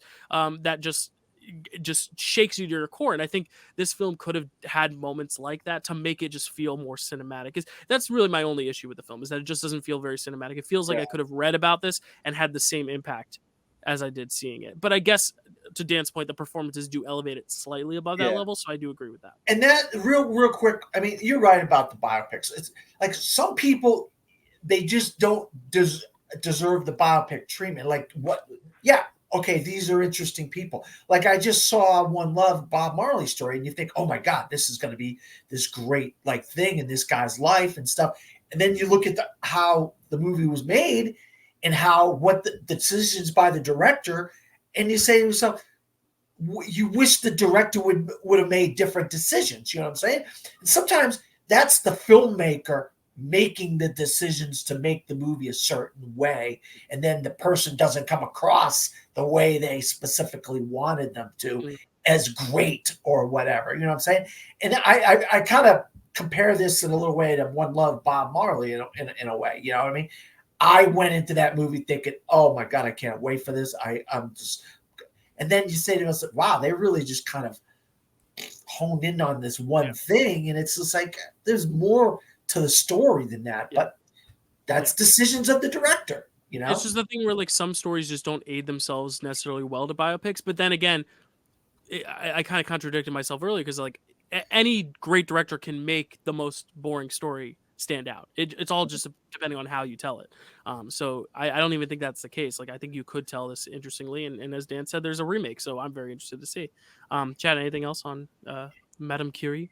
Yeah, and that's why I got really excited when you like compared it slightly to Oppenheimer, because that was my whole thing watching this movie. I was like, this might actually make me like Oppenheimer even more, because I'm like watching this and I'm like, that's how you do it in a very mid, like bland kind of way. And then Nolan comes out and he's like, you know, boom. You know, and it's almost like you're just like, holy shit, okay, this is like way different than it could. Like in someone else's hands, Oppenheimer would have been like a Madame Curie, I'm sure, and just been like very like, okay, so what? You know, and it's exciting. You know, he makes it exciting, whereas like, and it's not even the big explosions, and this is another movie, so I don't want to get too into it, but it's the discussions with the chalkboard. It's seeing every day the class multiplies by more and more people, so you in your brain know that this is important what he's saying. And the thing with these things is the scientific scenes in this thing are just kind of like, you know, there were some, actually when this movie was released, they cut out all the science scenes because they bored test audiences, so they just cut all those scenes where they're like in labs and stuff out of the movie, which I think was bad in retrospect, and TCM and other like distribution sites have like done a good job in you know preserving the full thing, which is what we watched. But there's a lot of those lab sequences were taken out. So did they cut out all the stomping too? Oh no, that's just a Christopher Nolan thing. Never mind. No, but they added. You know, I like the stuff with the earrings and how the earrings played a part in the story of the romance of these couples. I don't know. Yeah, no, great points. Madame Curie, nominated for 7 Oscars, a lot of Oscars, but didn't win any. Was nominated though for Best Picture, for Best Actor for Walter Pidgeon, Best Actress for Greer Garson, Best Scoring of a Dramatic or Comedy Picture, Best Sound Recording, Best Art Direction, Interior Design, Black and White, and Best Cinematography, Black and White. You know, they were nominated for so many awards, but the winners, the Academy said no, we're gonna award more films. The more the merrier. Not you, Madame Curie. The more the merrier. Chad, tell us about that. Was a bad one, but hey, I need to get there somehow. We're almost 2 hours into this. But Chad, tell us about The More the Merrier. The More the Merrier, directed by George Stevens, written by Robert Russell, Frank Ross, Richard Flournoy, and Louis R. Foster. Cinematography by Ted Tetzlaff. Music by Lee Harlan. Starring Jean Arthur, Joel McCrea, Charles Coburn, Richard Gaines, Bruce Bennett, Frank Sully, and Donald Douglas. Synopsis: 2 men rent an apartment from a woman and romance ensues. Based on Two's a Crowd by Garson Kanan. Yeah, I think Two's a Crowd would have been a more fun title for this. How about Three's Company? Three's No. Company, right? Come and Right. knock on my door. Yeah. Speaking of Three's Company, there are three of us. Who wants to Hardcore. take this first? Who wants to go first? Can I go first for this one, Of guys? course, Dan. All Go right, ahead. I'll tell you what. I never seen this movie before. All right, and this is the first time I ever saw this movie, and I'll tell you, I was pleasantly surprised how entertaining this was, how fun this was, how just you just take a simple thing of two guys rent a room off a girl, and then the one guy tries to help the other guy get with the girl, and and the girl's kind of a little bit standoffish and stuff, and then just the comedy and the slapstick and just the goofiness and the oddness and then just that she's got another guy that she's trying to date, and it's just like all this stuff, and it's basically most of it's set in like one location, this apartment, most of it is, right, or around this one location. And it's like how can something so entertaining be so just like small and so contained, yet these guys just know. Like the one guy, Joel McRae or whatever, the older guy, is so funny. I mean, so funny. I mean, he just some of the just littlest little things he does to make you laugh. Like he's walking out of the room, he trips, or he does this, he closes the window and then closes, or whatever. You know what I mean? It's just like the most littlest little things that make you just chuckle. I'll tell you what. I've listened to you guys talk about this on the show before, where you see something for the first time that you never saw. It's like a discovery for you. And this is like a discovery for me, and you say to yourself, wow, if I wasn't doing this, would I have watched this movie? Probably not. And now I have watched this movie, and I'm glad that I had an opportunity to watch this movie, because it was a sweet little movie, and it had some really good performances. And it did remind me of one of my favorite childhood TV shows, Three's Company, when I was a kid. And it really had that feeling. It was two girls and a guy, and this is two guys and a girl. But I liked it. What more can I do? Chad, take it away. I'm sure you got some good positive things to say about it, I hope. Yeah, no, the reason why is not because I was like, Dan, whatever, I'm going to shit on it now. No, it's because I have the same sentiment. I really, really like this one. I was like, wow, okay, interesting. Because it starts off with a lot of humor. And I was like, wow, this is like really funny. Because it starts off with like, Washington, D.C., like, Washington, D.C. is welcoming. Like, there's so many, you can stay here. And then it immediately cuts to like, there's no vacancies. You have nowhere to stay.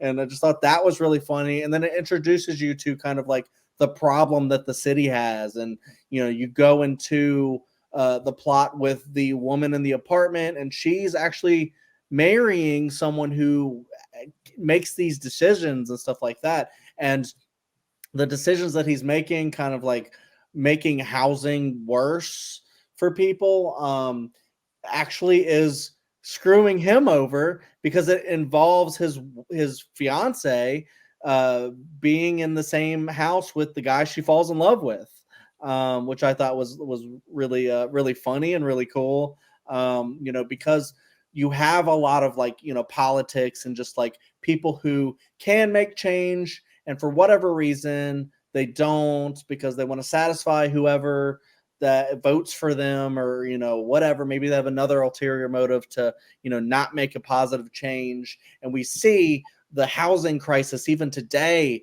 is like really bad in a lot of areas and stuff. So it's one of those things where it's relevant to today. But yeah, the comedy rules in this movie. I just love the not the main. Well, he's the guy who starts the movie is not really like the main character. He's not like the central like part of the romance or anything. But this dude's like taking like all the opportunity that comes to him. Like I love how he like goes to the building to rent the room, and then he's like, pretends to own the place, and it's like, oh, the room's all rented, guys. Sorry. And then he goes to talk to the lady, and then it's funny because like he goes to knock on the door, and then she goes in, like passes by him to go in, and then he knocks on the door again, and then she answers. I just thought a lot of that stuff is just really, really funny. And then throughout all of this, while he's trying to set these two people up, he's like renting the place to more and more people. So just more and more people are just in this apartment. And it's just More like the really merrier. funny. Yeah. It kind of reminds you of like The Apartment and the subtle comedy that's in that movie. So I could see like this being an influence on Billy Wilder, as well as, you know, the Ernst Lubitsch one, you know, because of all of the, you know, silly shenanigans that are going around this apartment. It doesn't get as like deep as The Apartment or anything with, you know, sadness or, you know, suicide attempts or anything like that. Spoiler for if you haven't seen The Apartment. But I love the comedy. I love the central romance. I think works really well, and the politics worked for me. And yeah, I just thought this was a kind of a blast. And real quick before you go, Dylan, the guy's a soldier coming back from war, and he's just looking for a place. And it's, you know, and you think about the times. He's renting a room for $6. I mean, I bet you'd love to rent a room for $6 in New York or New Jersey right now. Oh my gosh, $6. dream. $6. Give me 12, I'll get a penthouse. Oh, yeah, I mean, $6. You say, wow, that's good.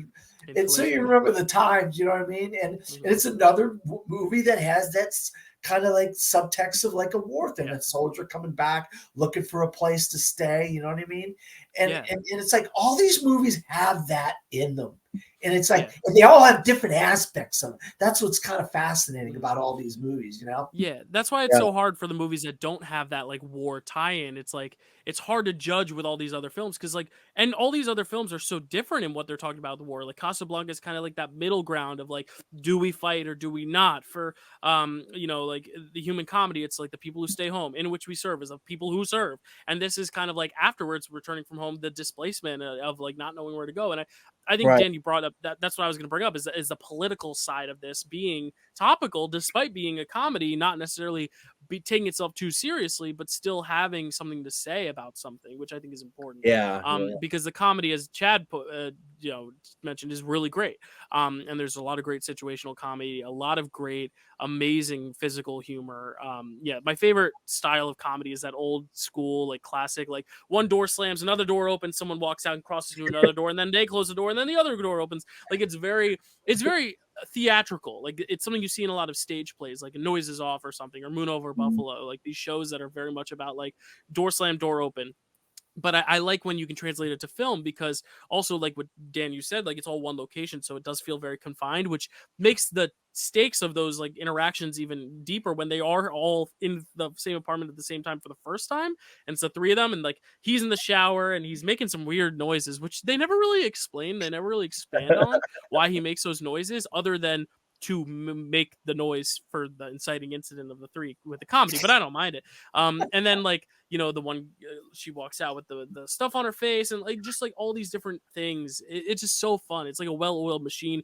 And it's one of those movies that you're like, they don't make them like this anymore, because they don't make films like this anymore.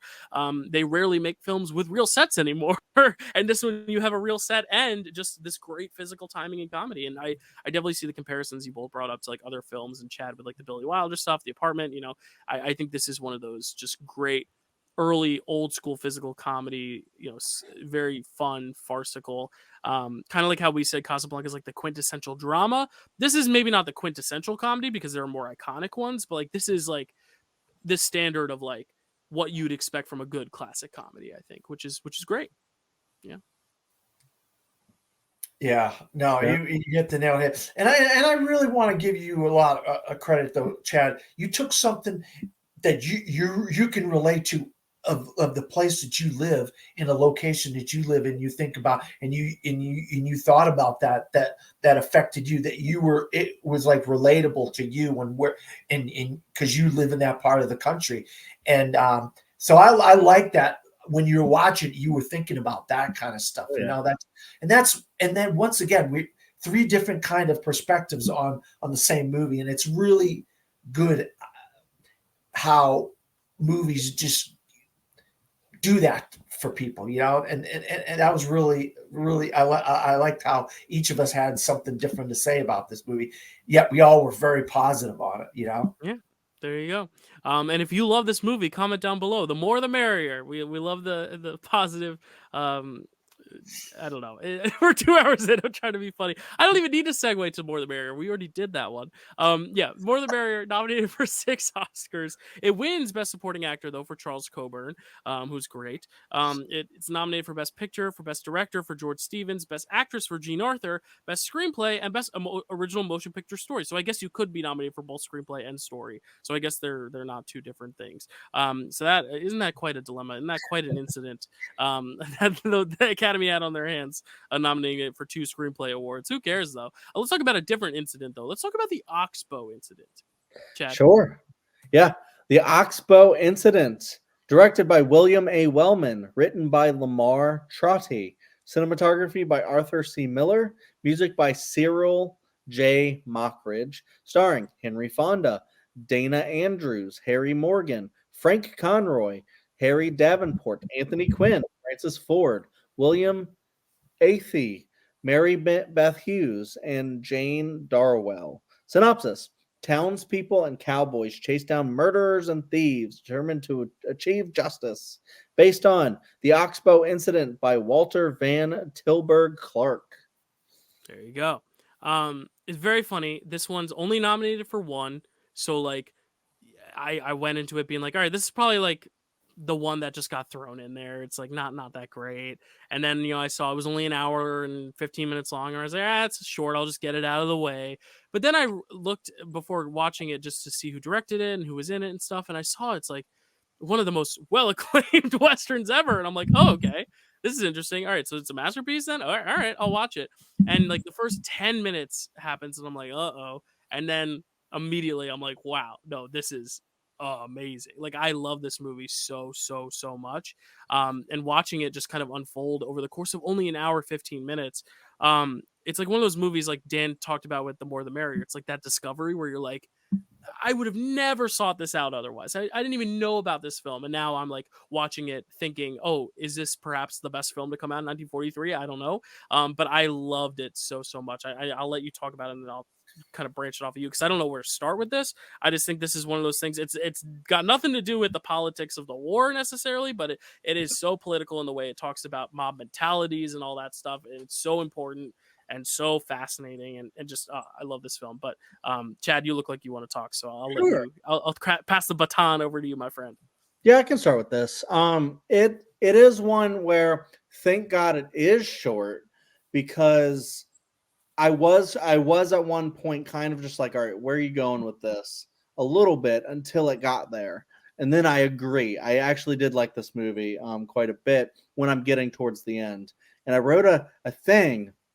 And then I thought about the thing, and I was like, oh my God.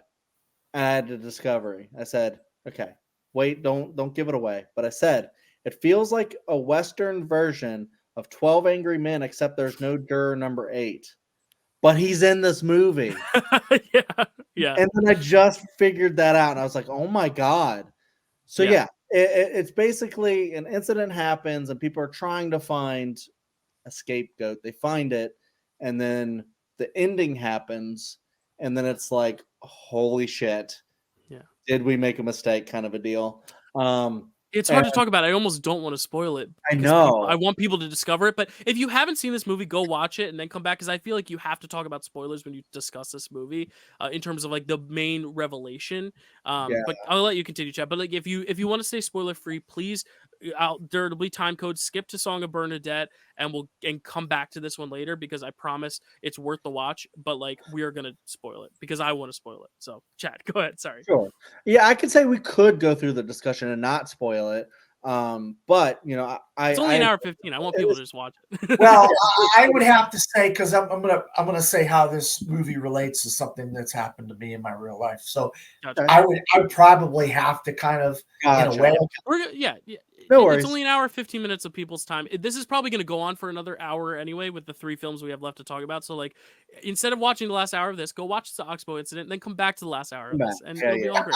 But Chad, continue what you were saying. Sorry, we'll be just here a waiting primer for everyone. when you get back, because this is a movie that very much depends on a reveal or a few reveals, but mostly the big reveal at the end being, of course, that no one actually died anyway. So the murder, them hanging the guys was all for naught. Basically, there was nothing to scapegoat from the first place. So that's kind of the big big twist, the big sucker punch at the end. Yeah, and it's basically, like you said, like a gut punch. Like it's very bleak in a way because it's like these people have to deal with what they've done, and it's one of those like, yeah, you know those movies where you go, oh no, like the thing that you were dreading happened. And oh shit, what is the one that I wanted to compare it to? The Mist. You've never seen The Mist. I've never seen The Mist. So. I won't spoil the ending, but the ending is similar in a way where something happens, and then you're like, oh no. Yeah. It's like you could have made a different decision, and you did because you didn't need to do what you just did. And that's exactly what this movie kind of is, just way before The Mist, way before Stephen King even wrote the novella or whatever of The Mist. But yeah, I love how short it is, because if you made it any longer, I think it could have been just way too long. So it's an incident, it's an interrogation. They make a decision, and then they have to live with that decision. And you got like some asshole who's like, whatever. And then the rest of them just like, what did we do? Like, this, we didn't believe this guy who's he didn't have a bill of sale. Like we needed to have proof, but then it's like, well, why would you jump to conclusions? Everyone wants to jump to conclusions. They want to look and find someone, just to make sure that someone get punished for this. And it's like modern, kind of the way I think about our prison systems, even, where people are just like, we need to put someone in a cell so that someone represents paying for that, even if it's not the right person. And we do this shit all the time, even in this country, where you lock someone up or you kill someone in death row, and they might not even have done anything wrong. And, you take 5 minutes. I don't know. It's probably literally 5 to 10 minutes of them. Like, should we? Yeah, let's go ahead and hang them. Well, yeah. And that's why when you one said, of them was mentally challenged and stuff like that. And you're just like, this is crazy. Go ahead, Dylan. Sorry. No, but that's why when you said if it had been any longer, it wouldn't have worked, because the whole thing is that they do make the decision so fast. It's not a night of, well, let's think about it and revisit this tomorrow. Let's go through. It's not a real trial. And the fact that you're not going to court on days on end, you're literally making the decision overnight. And it's very quick. And even though they have that whole let's wait till the sun rises, it's still, the decision's not going to change. And I think that's the worst part, is the time that they spend letting it go is solely to give him the opportunity to write and write his family. It's not even a time for them to change their mind, which is so sad about it. And I think that's why it's so powerful, is because it all happens so fast. And I know the first it doesn't really get into the whole incident until maybe 20-30 minutes in, but that first 30 minutes I think is important, because it's also these two guys who just got to town getting roped into it, and it shows how quickly you can be pulled into something. You think about kids in schools, that you're the new kid at school, you can either get picked on or you're immediately brought into the bullies. You don't know who the good kids or the kids who are getting picked on are. You just want friends, so you're gonna say, oh, I'll be your friend. Oh shit, you're the school bully. Well, now I'm the school bully by association, or I'm the one getting bullied by association. It's one of those things where you just want to fit in, so you're gonna partake. And I think that's what's so important about the first 20-30 minutes, is that they're at the bar, they're at the saloon, and there's very clearly something off. You don't necessarily know what, but it just kind of setting the scene for these guys just being naive and kind of just partaking in this. And it's not the same thing as 12 Angry Men, because Henry Fonda ultimately does, yes, he does say, oh, maybe we shouldn't do this, but at the same time, they're all kind of responsible because of what happens, regardless of whether or not they said yes or no, because it happened, And just real quick, I'll let Dan go, but that letter, they read the letter, and then you're just like, and the guy's just like, I know what they're going to do. It sucks, but it's going to be over for me, and they have to fucking live with this, dude. And Dan, You'll go in just a sec, but the way they show the letter, they just show his mouth reading it. They don't show any reactions. They don't show, and then the very last sentence they show his eyes, and they're full of tears. And I'm like, oh my god, that is such a brilliant direction choice. Of like, you're just focusing on the mouth, and saying the words, and then cut to the eyes, and they're weeping. I'm like, oh my god, and then I'm weeping. Anyway, Dan, go ahead. Sorry, I've talked so much, and I'll still keep talking later. But yeah, you guys know by now I'm a massive westerns fan, and this is a western that I hadn't got around to seeing. But I'm also a massive Henry Fonda fan. The actors in this batch of films. I mean, some of my favorites of all time favorites are in this batch of films. Yeah. But one of my favorites is Henry Fonda. And so it's Henry Fonda playing in a western, which I like Henry Fonda in a western. He's in one of my favorite westerns of all time, Once Upon a Time in the West. So good. And I had this similar thing happen to me where I was accused of something that I didn't do, but I had to. I got in trouble. I had all these people have to go through this. They had to abscond my computer, my laptop at the time, and go through this whole thing. And then they found that I didn't do anything, that the person that accused me was just jealous of me, and that they didn't want me to work at that particular place anymore because they just didn't want me around. And so they trumped up this whole thing to try to get me to be fired, And Wow. they come to find out that I didn't do this, and that this is what this person did. And I ended up giving the authorities the proof about what this person's animosity towards me was, and why he had this whole thing happen. And so this story really resonated with me, because you don't know who's guilty, who's not guilty. You have this rebel, this Civil War general or colonel or whatever, who's got this like thing against these guys. He's got, for lack of a better word, he's got this bug up his ass about these guys for no reason. He has no reason to dislike these guys. You don't know if these guys killed these other guys or not. You don't know. They were there. Yeah. And it's just like, how about that? You find the facts, you wait till the people come and tell you what their other side of the story is before you make judgment on people. And that's why this movie really hit me hard, because it really, something similar to this happened to me. Wasn't accused of killing somebody or anything like that, but but trust me, if you were, you probably wouldn't be here. But it just shows you. And there's a movie that came out this year. It's on my top 10 of the year of 2023 called Monster, and it really shows you all the sides of a story. Then you say it's just not straightforward. It's not about a story that just goes in a straight line. Mm-hmm. Stories go like this. You don't have all these other directions on the story. Right. You know what I mean? And the Oxbow incident really shows you that you can't judge a book by its cover. And I know it sounds like a cliche, but it's the truth. Yeah. And what's interesting is you bring up your story and you say how like you had proof because you had a laptop, but I think that's what's so fascinating about like a movie coming out in the 40s. You don't have evidence the way you do nowadays, and it's like one of those things where we're so grateful that technology has advanced to where we can find some means of proof. And that's what makes it even more heartbreaking watching it in the context of the times, because there's no way to prove it other than, hey, he's alive, which they prove it after the fact. But it's like one of those things that guy shows back up, right? And it's like you're watching it, you're like, there's no way they're going to escape this thing, because back then it was like they don't even need evidence because there is no evidence to show for that. And that's what's crushing, and watching it go down, and you're watching these prisoners the whole time. That's who I was laser focused on, not the prisoners, but the guys who were like being held as like the suspects. It's like that's where the heart of the film is at too, because it's only an hour and 15 minutes, yet so much emotion is conveyed because of the fear of some, the anger of others, the sadness of some. Like every person, each of the three has like their own emotional journey they're going through.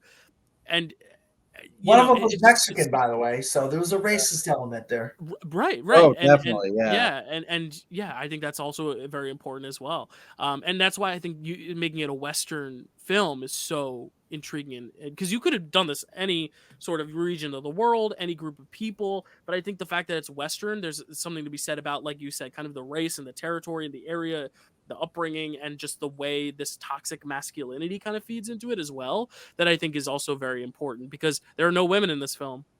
Yeah. Just saying. Yeah.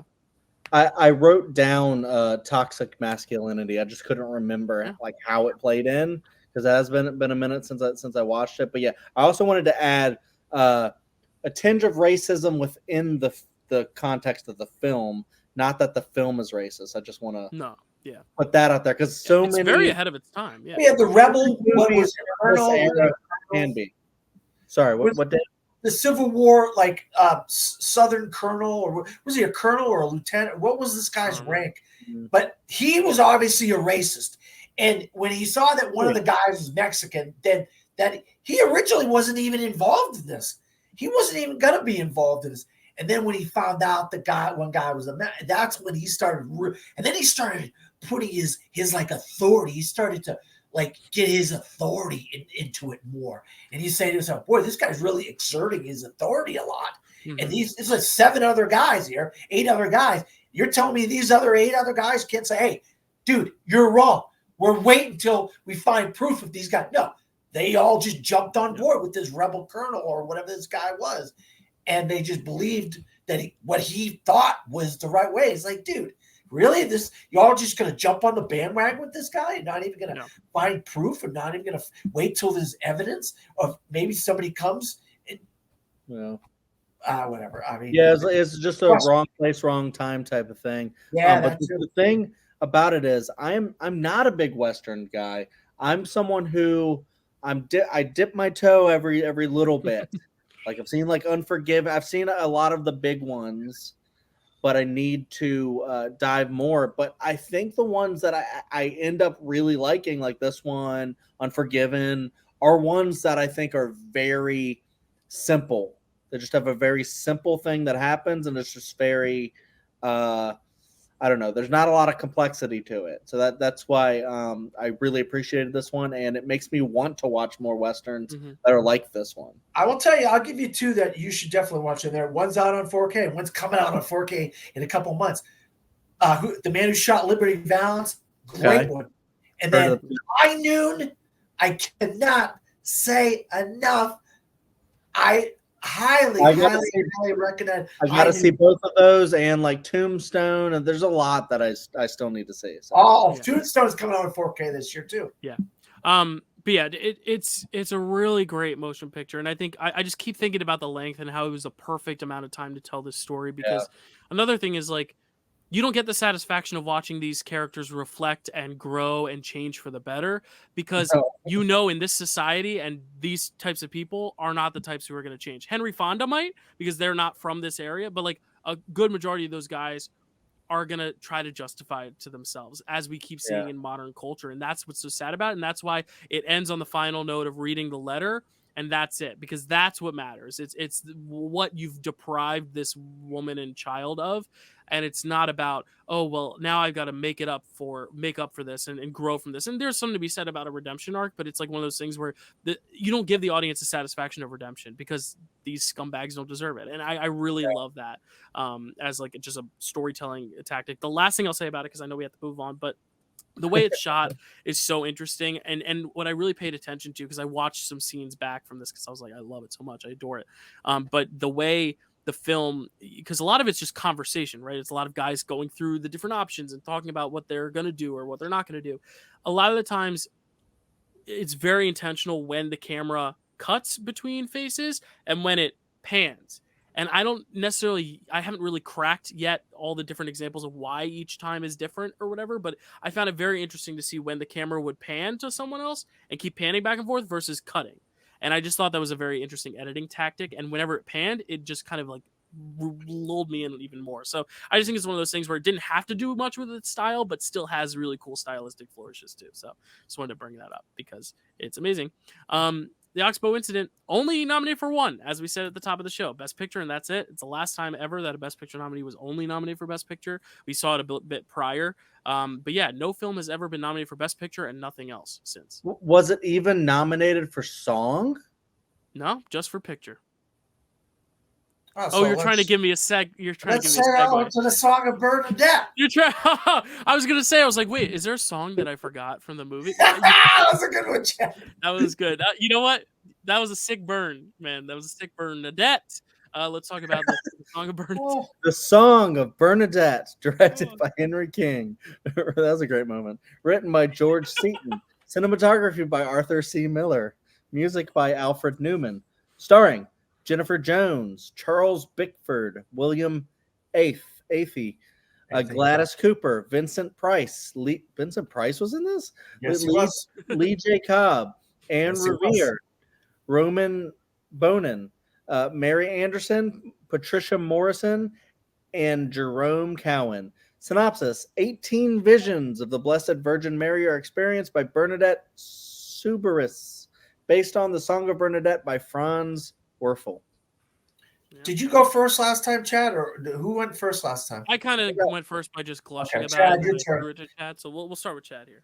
Chad, I'm not going to take much time. I did not like this movie at all. Again. Wow. Wow. Okay. I thought this movie was the same as or similar to In Which We Serve, where it felt very propaganda, but not for war, more for like religion. And it just felt like this girl that sees this figure and well, actually, you know what? The movie starts in a very similar way to how Gone with the Wind starts, where it's like, you know, the town, a place gone with the wind, gone by, you know, kind of a deal, where it's like trying to set this thing up, but then this one's like, only the religious will understand this and understand the true power of everything that this represents. And then you get a movie where it's just, you know, a girl who sees things. Some people believe her, some people don't. And then you get another part where she ends up joining like a convent. And then there's a lady there who is pissed off because she's like, why do you get to see the Virgin Mary? And I've never had anything good. I've only punished myself and been punished. And I've just like, you know, everything terrible that I could do to myself, I've done because I want to be the one to see the Virgin Mary and go to heaven and be praised. Or I don't know what she was talking about, but it's like, I feel like it's very dangerous where it's like, is the message of the movie that you should punish yourself to get into heaven, never have anything good happen to you? That's the virtue of life. I don't know. I just didn't really find much to like about this movie. Like, you know, I don't know. I just thought it started very weird, like judgy in a way, where it's like, if you want to make a religious film, it's almost, you know what? I was like, this is the 1943's. I was wondering, is this 1943's God Not Dead? God's Not Dead? And I was like, I think this might be that movie. I don't know. You guys seem surprised, so maybe well, like just because this is such a heralded film in general. Is it but so really? is Gone with the Wind. I mean, it won the most Oscars on the night, so which we'll talk about later. But Dan, I want to throw it over to you because you and I both shared a bit of a shocked reaction, not because we agree or disagree, or for myself speaking, not because I agree or disagree, more so because I'm just surprised given the public reception of it. I just want to. I didn't know how acclaimed it was. I just want to say that. I just want to read a quote from the movie. For those who believe in God, no explanation is necessary. For those who do not believe in God, no explanation is possible. That's it. Chad, you're the guy who did not believe in God, so no explanation. I actually do. I'm messing with you, Chad. I'm messing with you. No, I just felt like, look, it's Jesus or God, or in this case, Mary Magdalene came to this woman. And it's just, for whatever reason, God comes to people and Jesus comes to people. For whatever reason, God or Jesus feels like coming to people. And this girl, Mary Magdalene just came to this girl for whatever reason. We don't really know how. She was a very innocent, wholesome nice girl. It just so happens that this happened to her. And then everybody wanted to make this whole thing about, oh, why should Mary Magdalene come to you? We don't even believe you're telling the truth. You're just some girl that's lying. You can't have Mary Magdalene come. Who do you think you are? You know what I mean? And the connection, Lee J. Cobb and Henry Fonda from the last movie, from 12 Angry Men. So there was that connection between those two and these two movies and this slate of 43 pictures. But Vincent Price was over there trying to say, we're going to make sure she doesn't, she's a heretic and nobody believes her. It was like, come on, Vincent Price, what the hell? Then you have that nasty nun who's like, how dare you? How dare you see Mary Magdalene? And I've been a nun for all these years. And she didn't like her from the very beginning, I might add, that nun, way back from the beginning, when she was like the nun in the town. And then she ends up at nun in the convent. And then the girl, she ends up going to the convent. I mean, look, things happen to people. Miracles happen to people. You don't know why people are chosen for miracles or quote unquote to be saints or whatever. I just watched a movie called Cabrini. I had no idea this woman turned out to be the patron saint of immigrants. You know, I mean, you just don't know these stories until you watch these movies. I thought this is a very, very good movie, a sweet movie about a woman who just happens to end up seeing Mary Magdalene. And it's something that really affected her life going forward. Sure, her family wasn't doing the best. And so something happened to her that, you know, was different from the things that happened to her family. I mean, and this girl, I really did like, what was her name? Jennifer, what was her name? Jones. Jennifer Jones was very good in this. I just have to say, she wasn't as good as Ingrid Bergman in Casablanca. She just wasn't. She's good. She's not that good. She just didn't deserve to beat Ingrid Bergman for Casablanca. And she didn't even get nominated for Casablanca. That's a travesty to me. Yeah.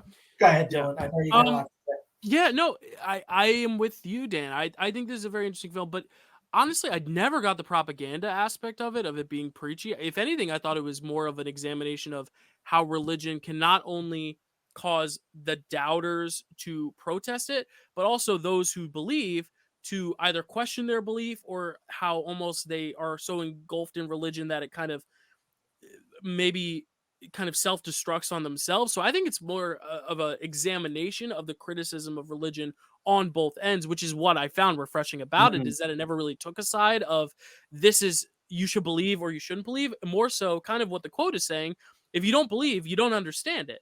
Like it's just you can never really understand the mindset of someone who does believe. But if you believe, there really is still what is it, like there's no explanation at all, because sometimes things just happen and sometimes you don't have an explanation for things. And I found this to be like very interesting as like the nun character, especially like kind of coming to terms with the idea of, well, how does a miracle happen to one person and not me, being more of a self-reflection of like, what is religion to me then? Is seeing believing? It's like the Polar Express thing is like, do you need to see it to believe it, or can you just believe it just in faith? What is faith? And I think that's what's so interesting about this film. And I think that's something like Scorsese's been kind of trying to capture in a lot of his films too. Like this idea of faith and what it actually means and what it does to a person and what it does to someone's values and how it can sometimes pull people apart or bring people together. In this sense, it really is about pulling people apart. And I think that's why Saint Bernadette is such like a wholesome figure in this, because she is very innocent. They even say, they're like, you saw the Virgin Mary. She said, I didn't say that. She said, I just saw something. I'm not trying to preach anything. And I think that's the whole point, is that she herself is like, I'm just telling you what I saw. I'm not saying it's one thing or the other. You all, the religious people are running wild with it and saying she saw the Virgin Mary, it's a miracle, yada, yada, yada, and almost trying to blow it out of proportion, saying, see, this is why you have to see the light. But then you also have Bernadette who's like, no, I just saw what I saw. And yes, it's a miracle, but it doesn't need to be this big thing. And then you have the doubters, like the other side of it, who's trying to tear her down and almost like keep her, you could call her crazy for it as well, which I think is also the opposite end of the coin, where it kind of makes this really interesting balance. And I think this film might skew a little bit more toward religious people, though I do still think it sees the full perspective of both sides, to where for me it never felt propaganda. It almost felt like, because it is a true story, so it's also that lens of like looking at it as a true story and just kind of viewing it as a moment in time rather than, this is what we're trying to say to you, the audience, like trying to get you on board with religion. Because I think it does a lot to like condemn religion as well, in the idea of, not to tie it to the past film, but the mob mentality of it, of like, oh, how does she get to see and we don't? She's making a mockery of our religion. That's not true. That's not true. And she's like, I'm just me. I'm just existing. I'm just trying to be a person, guys. Like, I'm not trying to cause controversy. And that's kind of the thing sometimes, is like we get in these own groups and I don't want to say cults, but like, these things where we stand by we stand by something so hard that sometimes it's hard to accept that change.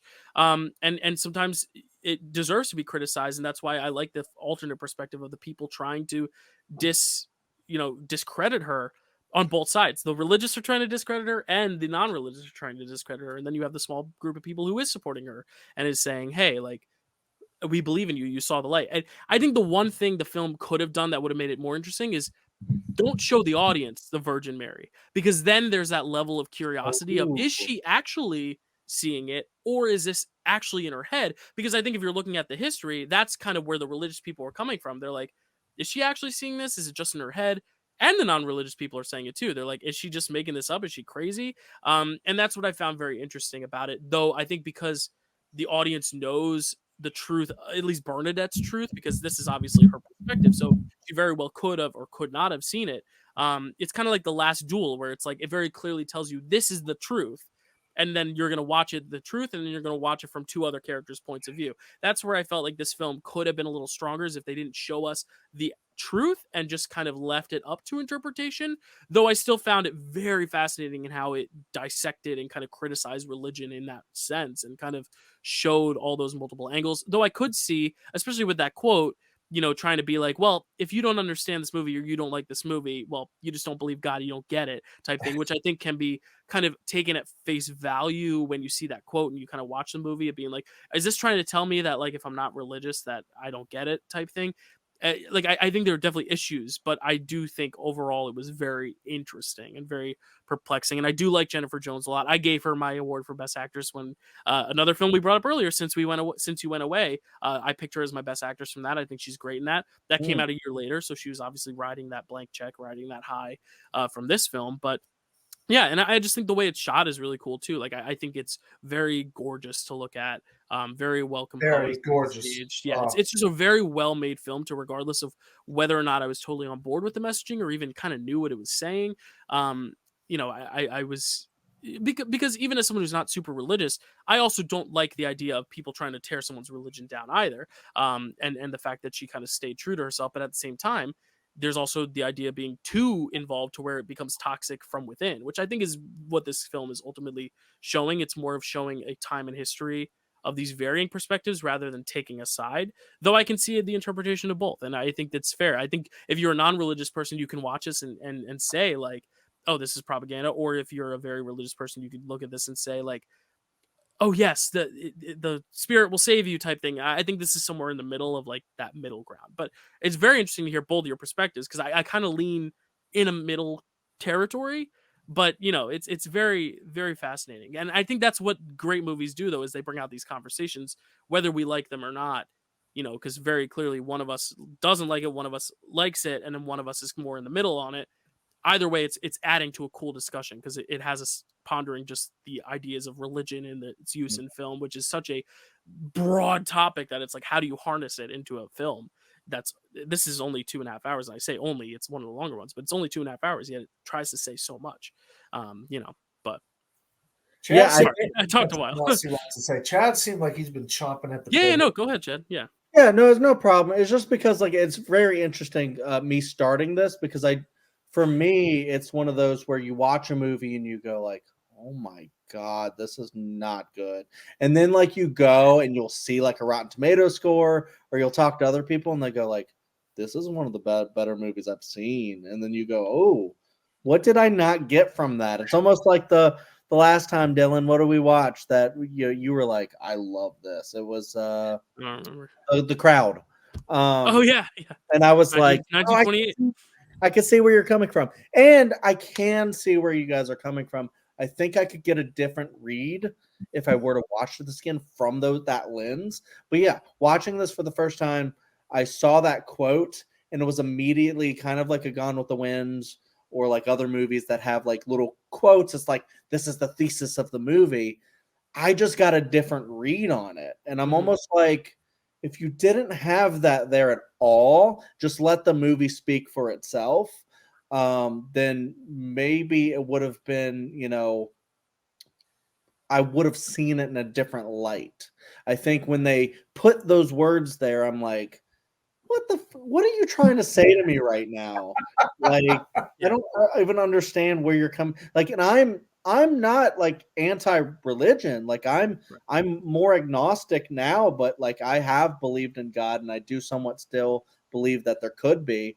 But it's one of those things to where it just felt preachy, and I put it in like the camp with In Which We Serve, where I was like propaganda, and but I'm very interested to see your guys's wildly, like almost wildly a different perspective, Well, because it's the people. It's not about you watching the movie, Chad. It's the people that exist within the context of the movie, that it doesn't matter what she says, what she saw, if she saw anything at all. They're going to cut her down because she's a little girl, and that they are these big shots or these people that have lived a lot longer, and they're going to tear her down. And who are you to say that you saw this, you didn't see this, you saw something, you believe in this, you're just some nobody, poverty, poor girl, blah, blah, blah.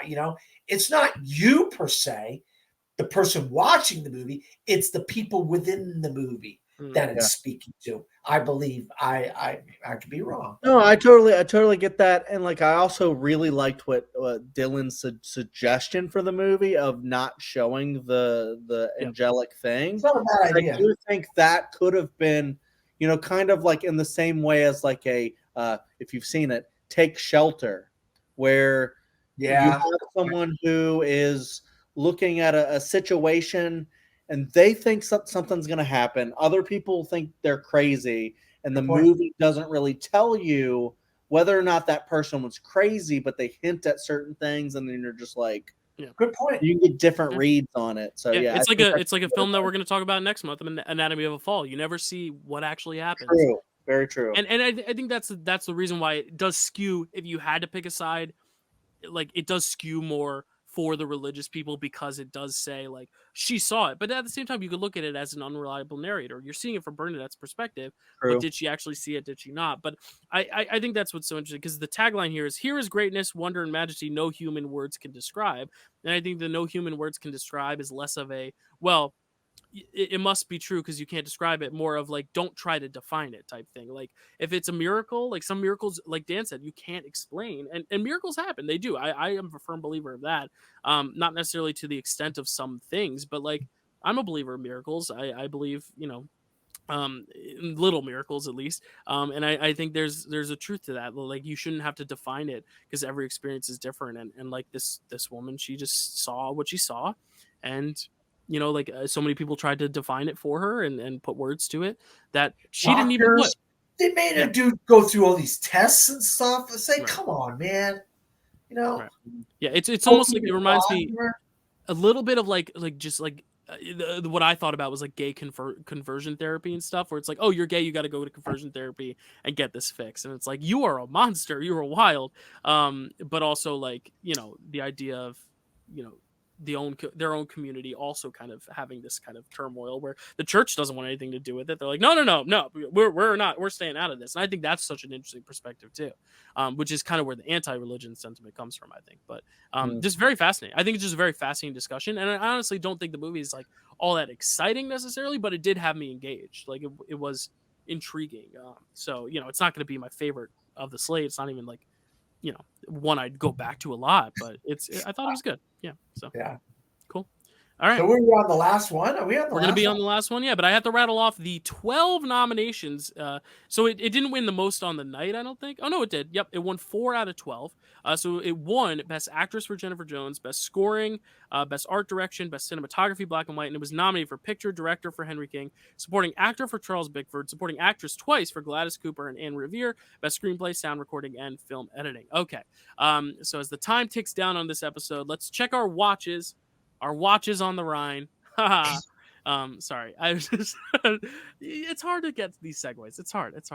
Chad, tell us about Watch on the Rhine. Watch on the Rhine, directed by Herman Shumlin, written by Dashiell Hammett, cinematography by Merritt B. Gerstad and Hal Moore, music by Max Steiner and Hugo Friedhofer, starring Betty Davis, Paul Lucas, Lucille Watson, Geraldine Fitzgerald, George Coulouris, Beulah Bondi, Donald Woods, Donald Buca, and Janice Wilson. Synopsis: an anti-fascist and his family return to the U.S. after fighting against the rising Nazi threat, only to be threatened themselves.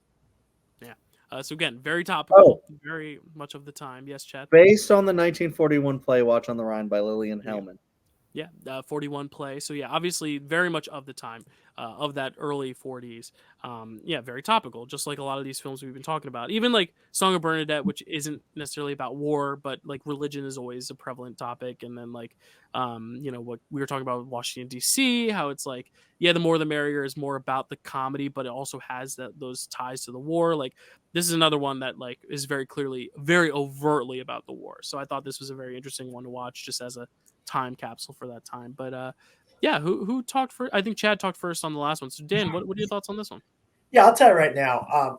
I mean, I love the fact that you got these movies and it's just like it starts out as this, okay, so these people are coming back into town, they're coming to visit, and this is nosy guy who just wants to make a name for himself with the Nazis. He's not even a Nazi. He's like a Polish guy or a Yugoslavian or whatever the heck. He's from some other country, or Hungarian. I think he's from Hungary or something like that. And he's just like, oh, I'm gonna go spy on these guys, and then he's gonna find out, oh, these guys are, fighting against the Nazis in like as rebels or as what's the word when you're like resistance. The resistance. Yeah, and it's like, come on, man. Just they're in America. They're over here. They're in this country. Leave it alone. Why do you gotta be a little snitch? Why do you gotta be a little snake in the grass, you bastard? You know what I mean? Leave these people alone. Let them be. I was just so pissed off at this guy. I was just like, God, I just wanted to reach through the thing and just strangle this guy. You know what I mean? Yeah. It's like, but whatever. I guess I'm one of the good guys because I didn't like the bad guy giving him a hard time. You wouldn't have a movie otherwise. So I guess I guess he got his though. Yeah, but I like Dashiell Hammett. This is a very good movie by him, and Betty Davis, one of the greats of all time. Oh yeah, I mean, you got a really good, you got a great cast here. You got great direction, and this is a really good movie. And I think if you look at all the 10 movies and all the ones that have like a subtext to World War II, they all have a different side of the war. And this is like the last side of the war that we really didn't cover until you saw this. She's like, oh, well, here it is. Here's the last little piece of the puzzle that if you put all these war movies together and you got every side of this war, World War II at this particular time. It's very fascinating how you have all of them, all these sides of World War II in there. Mm-hmm. But this is the final piece of it. But yeah, I like this more than I expected. I did. I'll be honest. I wasn't expecting to like this. Yeah, I think you bring up a good thing about like the slate in general, because I think if you look at each individual movie, like there are really, I'll tell you right now, there's really only 2 that I'm like, these are all timers. But the more I look at it, I'm like, this slate as a whole, it was still so fascinating because it's very much encompassing a time and place in history. And I really do think, honestly, time has been almost better and worse for some of these films, because it's better in the fact that we have the context, but it's also worse in the fact that like it's a no-brainer at this point that Nazis are bad. But at the time, and I'm sure it was a no-brainer for most people at the time, but like at the time it was very important to get this perspective of someone coming from that area coming to America. And I think that was very valuable. Whereas like now you watch it and it's like, yeah, no, eating dinner with a at a table with Nazis is a bad thing, like inherently. But like back then it wasn't necessarily so. So like it's one of those things where I think with time, I think this one probably would have been even more impactful at the time, though I still think there's a lot to gain from it now. It's just at a lot of the revelations of the war, like this is good, this is bad, weren't necessarily revelations for me because I was like, yeah, no, we know this. But at the same time, do we actually? Because history freaking repeats itself. So maybe we don't. And maybe we do need films like this to keep reminding us to never forget, because apparently people forget. And then they we had the Cold War after that, Right. And then, yeah.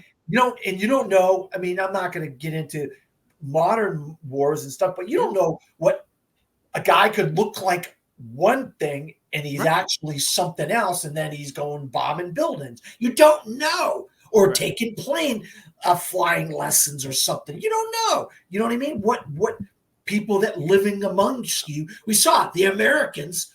Great show about people could be living among. They're your next door neighbor. They're the guy or whatever. You don't know. You don't know. But it's one of those films that like I feel like we are very smart, intelligent people here that like can look at this film and be like, okay, yeah, like this is all a given.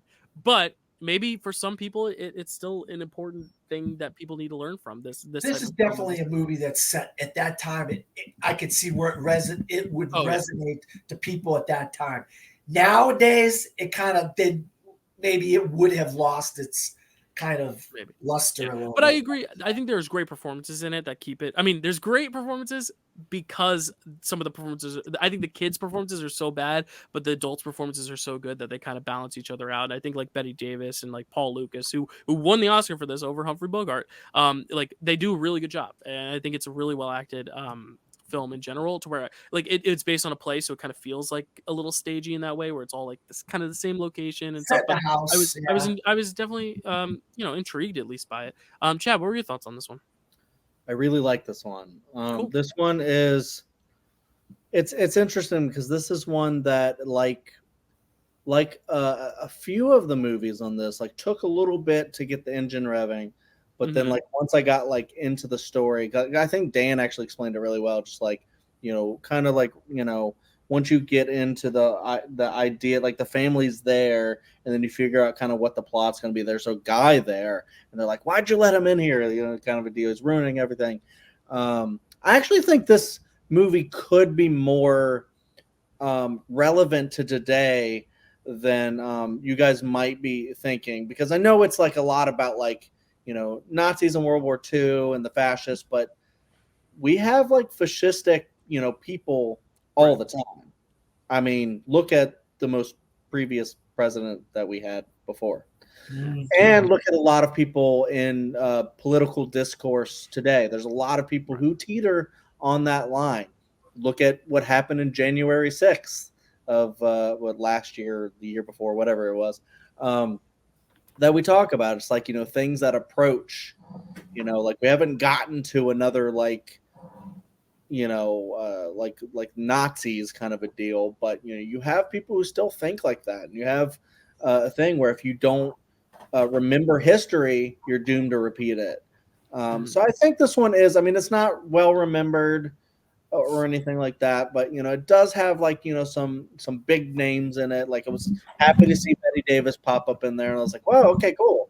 So this is like something that actually has like a star attached to it, and I really liked it. I liked seeing the debacle that they were in. I liked seeing the confliction of how do we resolve this. I liked the political back and forth that they had.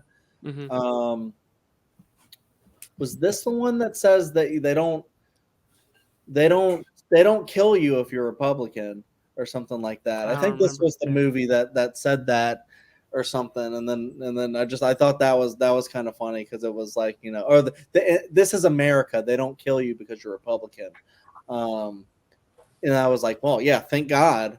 But it could like the message of the movie, it could go to stuff like that. Like they would kill you because of your nationality or because of your skin color. in certain areas and stuff like that. And I like how this movie is. I think the sometimes the best ones are movies that are about anti-fascists. Look at Casablanca.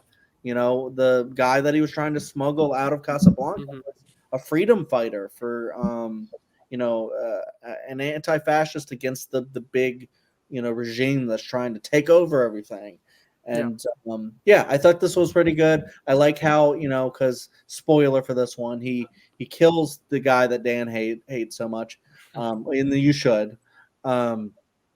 He kills that guy, and then he has like a big like moral like quandary about it. I wrote down the line. He said, they are the sick of the world, anti-fascists, and maybe I am sick now too. Like, I just killed someone. Am I becoming like them? And it's a tricky line. It's like if you just try to kill whoever you disagree with, then you're going to become them, and kind of a deal. And then I loved Betty Davis, being so conflicted too, because she just wants her family to be together, and yet they all want to go now fight this problem and, help protect people. And, but she has to see her family go and potentially die and stuff like that. So yeah, I thought this movie was very good. I like this one.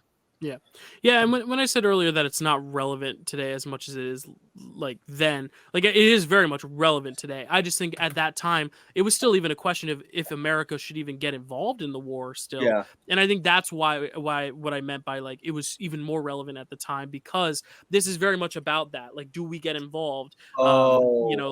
Do we not? Because they were still having Nazi rallies at like Madison Square Garden in like the 1930s, and that's the thing is like it was very much still a question of like, is America doing the right thing entering this war? Should they stay out of it? I think for that reason it's very important for the time, whereas nowadays it's like a no-brainer of like, yeah, no, we all agree that this is a bad thing, whereas back then maybe it was more of a moral dilemma, which is why I think it was a little more relevant. But I still agree it's very relevant today, especially because we are seeing sadly a repeating of patterns that like maybe stuff like this hasn't, maybe it's now outdated to the point where we need more media like this again, because now it's like kind of going through this cycle of now people are reverting to old habits, and it's like, no, now we need to start reminding people again, and maybe you should remake this film. I don't know, because of that. So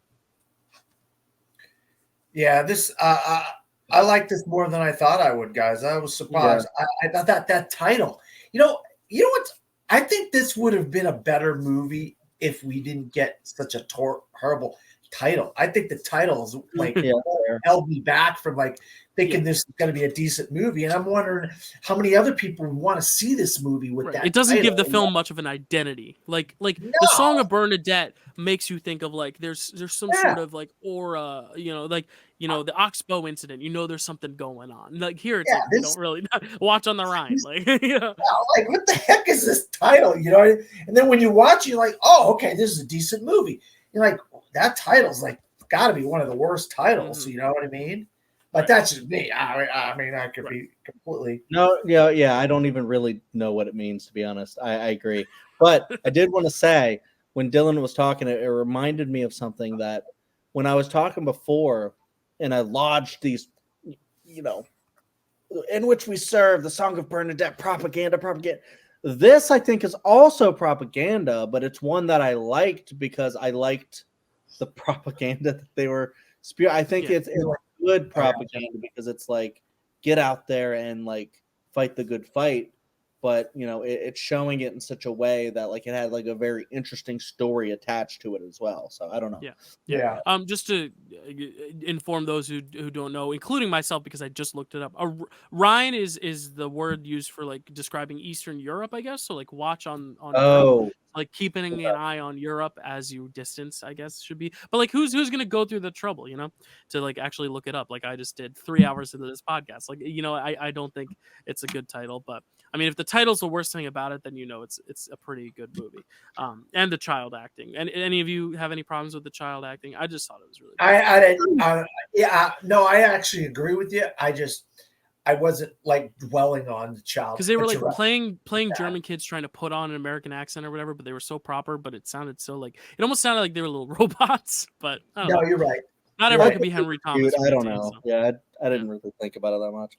All right. Well, Watch on the Rhine was watching 4 Oscar nominations and only got 1 win for actor for Paul Lucas, beat out Humphrey Bogart there. It was also nominated for Best Picture, Best Supporting Actress for Lucille Watson, and Best Screenplay. So Betty Davis and Ingrid Bergman both snubbed, surprisingly, 2 of our great actors. Okay, so now we've reached the point. We're exactly 3 hours in, minus some cuts that we did in the middle. So like we're almost 3 hours in, but we're gonna do this ranking real quick, and then we're gonna get into our acting prizes. This was a long slate, so to get everything done in 3 hours is not too bad, especially all the history that Chad had to tell because of the time period. I think we did well on time, guys. But let's go. I shuffled one thing in my order as we talked about it. I put something a little lower after talking about it. But now I think I've settled on my order. But Dan, you're our guest. So, Chad, yeah. I was just gonna say I've been shuffling this whole damn time. So yeah, all right. I still don't know where things should go. But and anyway, again, and it's our ranking. It's like if like one of us liked something and 2 of us didn't, like stick by it. Don't let 2 others bring you down. true. Unless you see the. I don't even want to say see the light because there's no light to be seen. It's all our opinion. All right, Dan, what's your number 10 here of this slate? Well, just real quick, I do have a letterbox list of all 10 of these movies ranking. It's set on private. So once this comes out or once we're done, I'm going to go on the letterbox. I'm going to give them a star rating, every one of these, and I'm going to make that list public so everybody can see That's my what ranking. I do too. Yeah.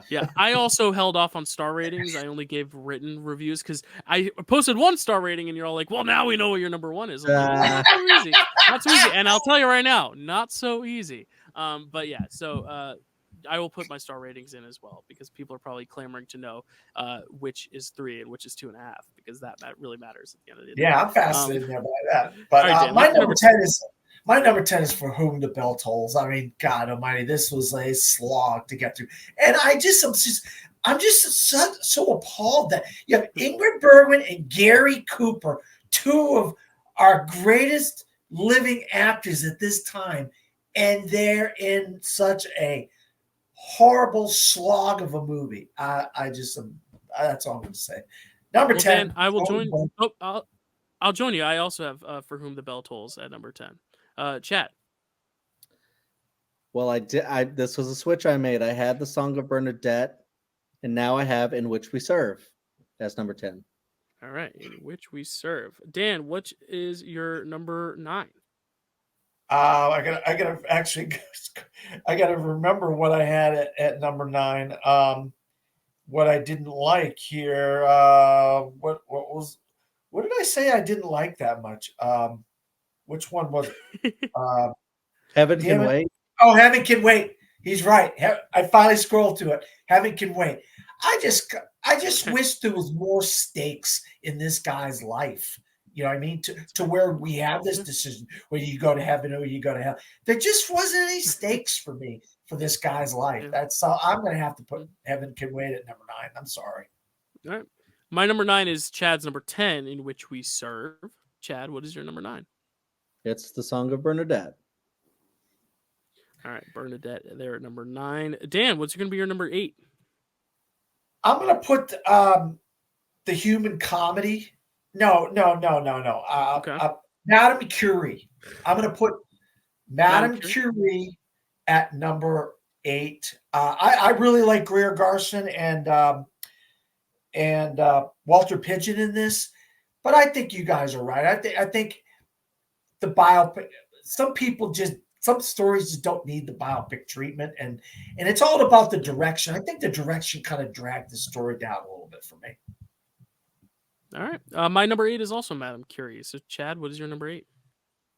For Whom the Bell Tolls. All right. Wow. So that's all right. Dan, number 7. What's going to be? I'm going to go with whatever Chad's number, whatever it was, number 10 or number 9 or whatever. For Whom We Serve, or In Which We Serve. In Which We Serve. In Which We Serve. I thought this was a fascinating movie. The documentary mix of documentary archive footage and then narrative feature with these guys floating in the water or working on the boat or whatever. I thought that was an interesting dichotomy of the 2 types of filmmaking styles. All right. So my number 7 is the last one we talked about, Watch on the Rhine. That's my number 7. Chad, what's going to be your number 7? My number 7 is Heaven Can Wait. Did we lose him? Oh, there he is. Heaven Can Wait. All right. Dan, what is your number 6? Yeah, I'm going to go with Watch on the Rhine. I actually screwed up. I meant to put Watch on the Rhine lower. I forgot about it.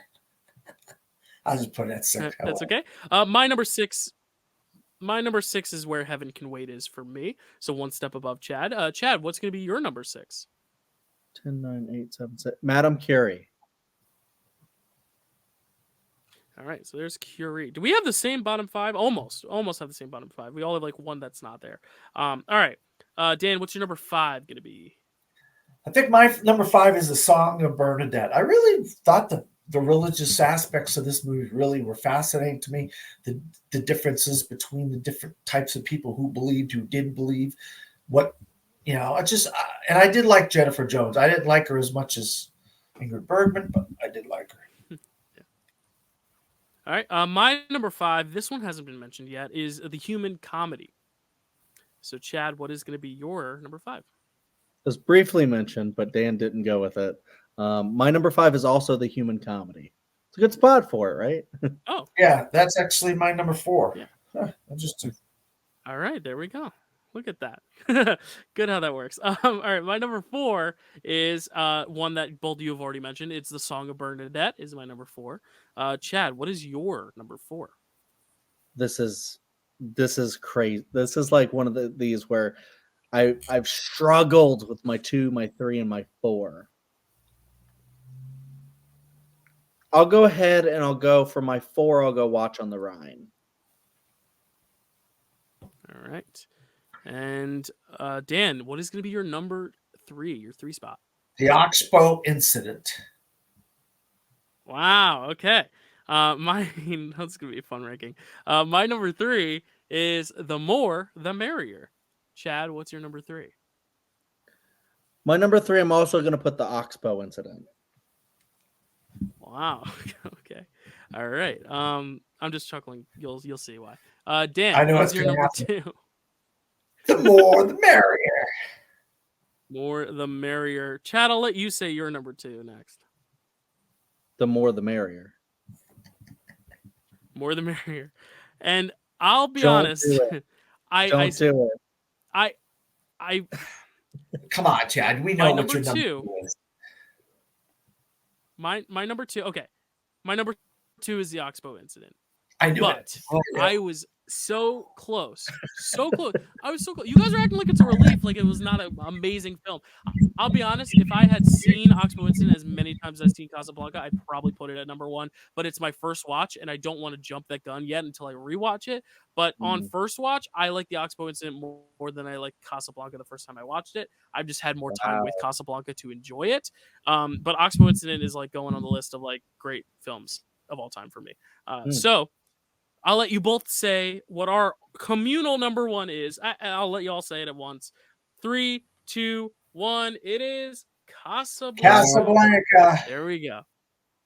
There you go. So that is going to be our communal number 1 here, which means that it is the number 1 film here for Picture This, our Best Picture prize. And by the way, Dylan, I was just joking. If you wanted to put the Oxbow Incident number 1, I would have been like, "Oh, that's an awesome surprise." The same, like you said, within the bedroom that you almost put instead of what was the other one? The Fellowship. Yeah, Lord of the Rings, Fellowship of the Ring. Yeah. And I honestly have retroactively said, like, I would put In the Bedroom first if I were to rank them right now. So there may come a time, but Casablanca is just such an all-timer that, like, I can't even make that jump right now. Whereas, like, In the Bedroom, I'm confident in now. But, yeah. It's one of those things to where doing the show all the time like we do every month, when we get to a movie like Casablanca, there's always, for me, I'm going like, all right. For me, is it the number 1? And I'm always like wondering if it's going to be the one that I go, you know what, I'm going to go against the grain here. I don't think, Casablanca is that great. But this time I was like, I watched it twice. And I was like, all right, because I didn't love it before. And then now because of this show, I'm like, this is one that I could totally watch more because I really love it. So now it's time to get into our acting prizes. We're going to start with actor, then go to actress. Dan, as our guest, we let him have the option if he wanted to start with actor and be the last one for actress, or start with actress and be the last one for actor. And he chose actor. So Dan, you're going to take it away here. Give us your pick for best actor of this slate. Does not need to be a nominated actor. It can be any actor from this slate. Who are you going to pick? Yeah, I mean, you guys, I'd be so crazy if I didn't pick. I mean, the main man, the man who runs that Cafe American, the main man, Rick Blaine, Humphrey Bogart.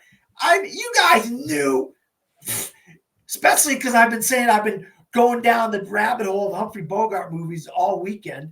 I've been watching all these Humphrey Bogart movies, and I still have a stack of them on my table that I'm watching. It's like, how would I not pick Humphrey Bogart? He is so incredible as Rick. You get these things that people talk about. Who could you see that you could never see somebody else as that character? You never see somebody else this character recast. And one of those, for me, is Rick Blaine, Humphrey Bogart. He is Rick Blaine. He will always be Rick Blaine. He always will be the man who runs the Cafe American. He's just so incredible of a character. He's one of the greatest movie characters of all time for me. He's in my top 5 of the greatest movie characters of all time, I think. I believe he's that good of an actor in this role. And then going back, watching him in other movies, you say, God, he's so good in that movie. He's just so good in that movie. And he's really one of those underrated, great actors.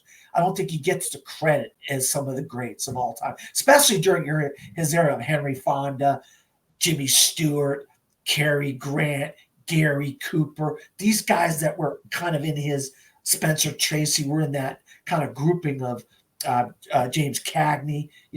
I really do believe he's one of the greats of all time, and I don't think he gets enough credit.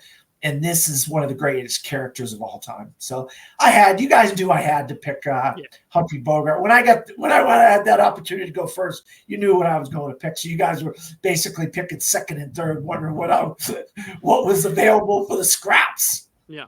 Hey, they're not scraps. There's still some great ones on the board, but that's a great pick. Obviously, you've said it all. All right, Chad, what's going to be your pick for best actor? So what I think happens, I think Dylan does like a whole list of actors and then like chooses at the end. For me, I go, all right, I'm picking second. I'm gonna have 2 just in case. So what I did was, obviously I put Humphrey Bogart second because I knew I wasn't getting him. But just in case, I'm gonna have that at my backup, and I'm gonna take him if I get the chance. Of course, you're gonna take him. I do want to say, I totally get where Dan's coming from, but I was sitting there thinking about if they remade Casablanca, you know who I think could actually do that role really well, other than Humphrey Bogart, would be something like Harrison Ford. I think could be that character. Well, he's Han Solo. He is the Rick Blaine in a way. I was gonna say, if you had to remake it, my pick would be John Hamm. Oh, interesting. I just sold you on a Casablanca remake, Dan. Yeah. No, you never remake Casablanca. No, if I will go strangle whoever tries to make this movie. I will literally go find them and strangle them. You do not remake Casablanca. Right. Casablanca 2. Go ahead. No. Electric Boogaloo. All right. So I chose Mickey Rooney. It's okay. I know it is a little bit melodramatic, in a way. It's very like sentimental and stuff, but he really sold me. If it wasn't him in the movie, I don't even know if I would have liked the human comedy. I like just seeing this like young kid trying to keep things together, missing his father, because he died, missing his brother and hoping his brother stays alive, having to go like deliver that message to that lady who did lose someone, and just been feeling so both sad for her, but then also scared to see if he's going to be in that situation soon and feeling what she's feeling. And then at the end, talking to his brother's soldier buddy, and just like knowing that his brother has died because his brother does die in the movie, and they're talking about him, and he's like, I know life's gonna be bad, not bad. I know I'm gonna get over this, but it's just I don't know. He gives like a whole speech at the end, and I thought he sold it. I really like. And then he gives that one comedic line that I talked about with where he says, don't insult me with things I don't understand. That was great. Yeah, it's a great pick. I know Mickey Rooney is some people love him, some people hate him, but I really like this performance too. So I'm glad you brought him up. But my number one performance of this, at least male performance of the slate, is still on the board. So I'm happy to pick this. This is someone who, if we had more opportunities in 1946 to award this person, I would have, but we just didn't have that many slots. And, with it, other films in there, like It's a Wonderful Life, it's hard to, not pick like James Stewart. So I was like very happy that I could pick this guy now. He's from The Best Years of Our Lives, but he's also from the Oxbow Incident. It's Dana Andrews from the Oxbow Incident. His performance just crushed me because he never breaks down. He never loses his cool. He never cries. But you can tell there's so much anger and frustration and pain. And when he's writing the note to his wife, it's like there's just like I don't know. There's just like a hidden, built up, pent up torture that he's going through having to write this because he knows there's no way out of it. And I think that's the sad part. And I think the best thing an actor can do is not show emotion, but try not to show emotion. Trying not to show emotion is harder than actually showing emotion. It's easy to cry on command. It's harder to get to the edge of tears where you can't cry. And I think that's what Dana Andrews does so well. I loved him in Best Years of Our Lives when he's sitting in that plane looking out at all the other planes. Like, he's great in that movie. But I think this is even better performance, and I'm glad I got to award him because I think it was in a movie where I was expecting Henry Fonda to be my favorite performance. He was really the one that like was the emotional core for me in such a short amount of time. I was like, I wanted him to survive regardless. And here's the thing. If he had turned out to be guilty, I still would have felt for him in that moment because it's like one of those things where it's like he didn't even have a fair trial. Like, it's just love his performance so much in that movie. And it's a little unconventional choice because that is such an ensemble film, but I thought he was amazing in it. So all right, moving on to actress, and I'm going to do the inevitable. This is the more predictable choice of mine. I'm picking Ingrid Bergman for Casablanca. I'm writing the Academy's wrong.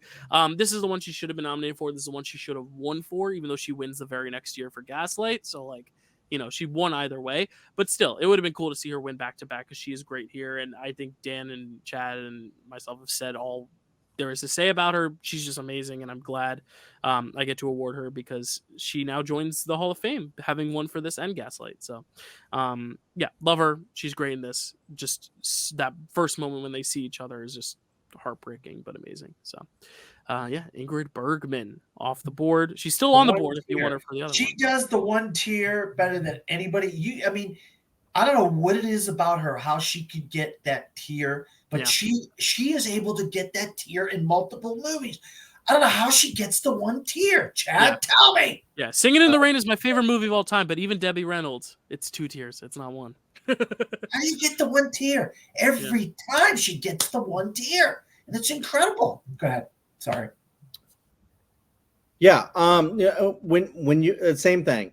When you go second for both, you don't get a top pick, or you don't get like what is considered a top pick. But yeah, I had Ingrid Bergman second. If Dylan somehow was like, I love this other performance, I would have taken her for sure. Just like that scene at the end with them, him telling her you need to go, and her just crying like, I want to stay, I love you, kind of a deal. It's just brilliant acting. I would have chosen either one or both of those. If like I was going first both times, I would have chosen them. So I agree. And I was thinking about, because I don't think anyone's going to pick her other performance. I was thinking about picking the other Ingrid Bergman performance because I actually really like that one too. It doesn't stack up to Casablanca, of course, but it connected me to that film more than I would have otherwise. But I saw a movie later that had a performance that I was like, you know what? I think this one's great. And I didn't nominate her for the other movie that Dylan and I talked about recently, All About Eve. Mm-hmm. So I'm going to go watch on the Rhine Betty Davis. I figured, yep. Good job. Good pick, Chad. Good pick. Thank you. There was a time in the movie where I was like, oh, she's being very melodramatic in a way, and I think maybe that was more like the writing and direction, but like the end of the movie when she's seeing, she's seeing her love interest leaving, and then she's seeing her son leaving, and she has like the scenes so upset that they're leaving and stuff like that, and I just like she sold me on that, and just like her being like, well, I know this has to be done, but I'm really upset about it. I'm conflicted, kind of a deal. And I just thought she really sold that so well. So, Bette Davis. Great. Wow. All right, Dan, you got to pick your. Maybe it's your backup. Maybe it's your first choice. Maybe it's your backup to your backup.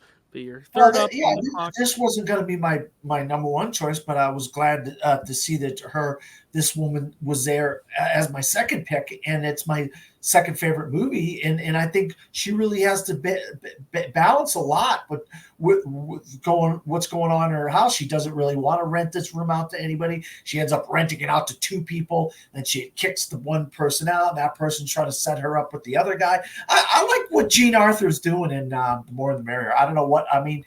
I don't know if you guys have nominated her before, if she's come up before. It's her first one, I think. Yeah, but I'll tell you right now, I'm going to go seek out more movies that she's in because I really enjoyed her in this. And I really can't recall what other things she would have been in as of. I mean, her big other one is Mr. Smith Goes to Washington. Well, I've seen that. Yeah, no, okay, she's that tells the lead woman in that. But I think that year, Chad and I, we gave it to Judy Garland and someone from 39. I'll look at it real quick. But okay, I don't think she's one. Well, I really like what Jean Arthur's doing. I think she's balancing a lot of having to be the kind of the straight person in a way to it. You got the Joel McCraig. He's kind of doing the slapstick comedy, goofy stuff. And she's going to try to do the romance stuff with the other guy. Plus, she's got her actual fiance or whatever. She's got to deal with that. So she's got a lot going on in this movie, and she's really handling it very well. You'd think she's kind of this innocent kind of character at the beginning, the way she's being portrayed. But I really like her arc of her character and where Jean Arthur takes her. And I was surprised that she was there for me at number 3. So I'm glad I was at an opportunity to give her pick a win for Best Actress. Yeah, she was on my bubble. Like, she was in there in the conversation. Her, Ingrid Bergman, and then also Jennifer Jones, who I should shout out for Song of Bernadette. But she's won one already as well, so Jennifer Jones. So it's cool we get to spread the wealth a little bit. Even though Jean Arthur was in a Best Picture winning film, You Can't Take It With You, which we'll cover eventually. So she might come up again. We'll see. Chad, any thoughts on that? Yeah, I'm really glad Dan picked that, because after he picked that, I went, oh shit, I could have picked her for sure, because she was also very great. And I think I thought about her, but then I was like, Bette Davis. But yeah, I'm so glad he picked her, because I want her to be represented, because I do think that was a great performance. And the second thing was a question to Dylan.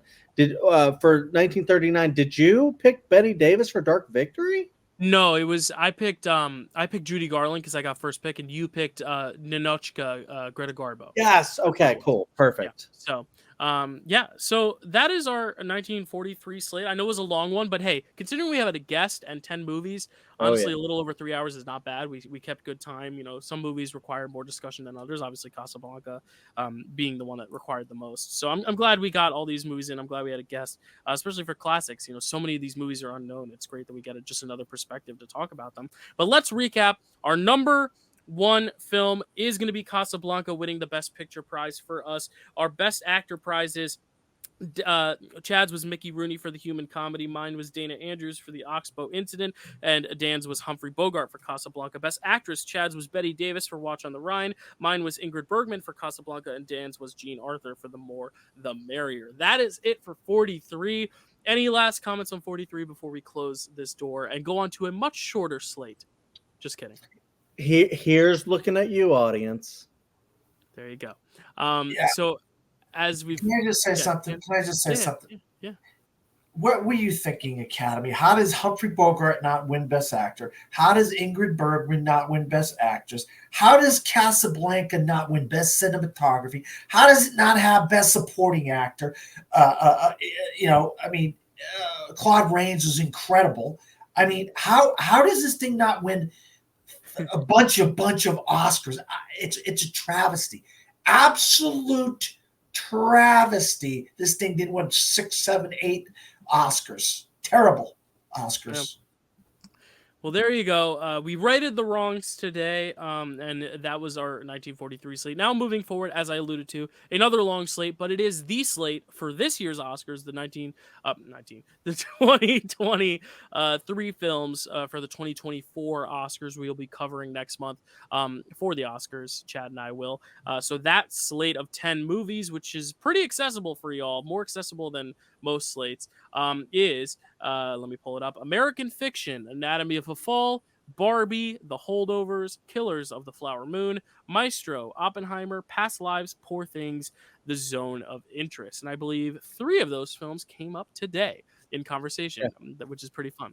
Because we brought up Oppenheimer with Madame Curie, we brought up Zone of Interest with the talk about the Holocaust stuff, and then of course when I talked about the Oxbow incident, I brought up Past Lives as an example of a Best Picture that also got another nomination. So we've name dropped some of them, but we're gonna have the full conversation next month, and it'll probably be, I'll tell you right now, it'll be longer than this one, because we're not only going to talk about all 10, but because they're so hot, they're so fresh, and because I think a lot of them, like I'd say the majority of them are good, whereas here I think there were some duds.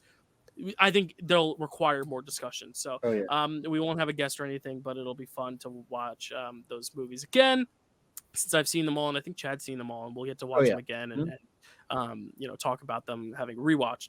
But yeah, and also talking about the Oscars in retrospect, when we've seen the award ceremony carried out, because that can always skew opinions. So thank you guys so much for watching. Dan, where can they find you? It's always a pleasure having you on. Thank you for taking the task of 10 movies. It's a lot, and it was a lot of discussion. I'm very tired, but it's like when you're tired from a Thanksgiving meal, it's like very fulfilling tired. So thank you for this discussion. It was great. Yeah, you can always find me at Dan Skipal on Facebook, X, Threads, Blue Sky, or Letterboxd, or whatever, any kind of variation of DP Skipal or From the Fourth Row. I'm also a film critic in Orlando, Florida. I write for my own website called FromTheFourthRow.com. I also wrote for another website called DisappointmentMedia.com. I'm also a awards pundit on Gone with the Wind, with Malcolm and Lewis. We'll be on tomorrow. Well, I don't know when this is going to air, but we'll be on. We usually record on Mondays, and we're going to be doing a lot of stuff with the BAFTAs, then the SAGs, then the Academy Awards. So we're going to be busy the next 2 or 3 weeks, 4 weeks, going into the Academy Awards, which is our Super Bowl if you're a movie buff like us. Yeah. And the Super Bowl this year was also great, so it's going to be a double great whammy there. Chad, where can they find you? Yeah, I mean, as usual, check out my channel, Chadwick Webb. We rank a lot of stuff and have a lot of fun doing stuff like that. Actually, both of these guys have been over there, so that's a lot of fun. If you like any of us, check out those videos. Check out the rest of Dylan's channel, because he's doing a lot of amazing things over here. Check out the Nerd Entertainment Network, where we have a show called Welcome to Primetime. We talk mostly a lot of horror stuff, like movies, sometimes shows, things like that. But one thing that we've been doing recently, other than just like brackets trying to figure out what's the greatest horror film ever made, we've also been doing a lot of Buffy the Vampire Slayer talk, because it's my favorite show of all time. It's Carrie's favorite show of all time. And my buddy Hunter, who's also in the show, he's watching it for the first time. And so it's a lot of fun discussion over there with the Buffy stuff, if you love that show. And then, check out my Letterboxd down there. And then also check out, I'm still trying to figure out where I'm going to post my thoughts on movies. I'm thinking about maybe doing it on podcast form soon instead, because I don't like really doing like the YouTube format that like Dylan does and stuff. And then I've been trying out the thing that Dan does with like writing it out and stuff. So I have a blog. I don't update it a ton. I'm trying to do it more. It's cefhreviews.weebly.com. And we'll see. I might transition to podcast though, but for now, thank you. This was great. This was a fun year. Not a lot of great ones, some great ones, but it's one of those where I think the discussion was rich regardless. And thank you, Dan, for being on. This was great. Always a pleasure. And then we will be back for the Year of Classics in Year of Classics in April. We're taking a month off, obviously, for this Oscars. We'll be back in April. And we'll tell you next month what that episode is going to be, but it's going to be very special for a multitude of reasons, including where you will see it on maybe a 24-hour live stream, because I'm a stupido. Well, thank you so much for watching, and we'll see you next time.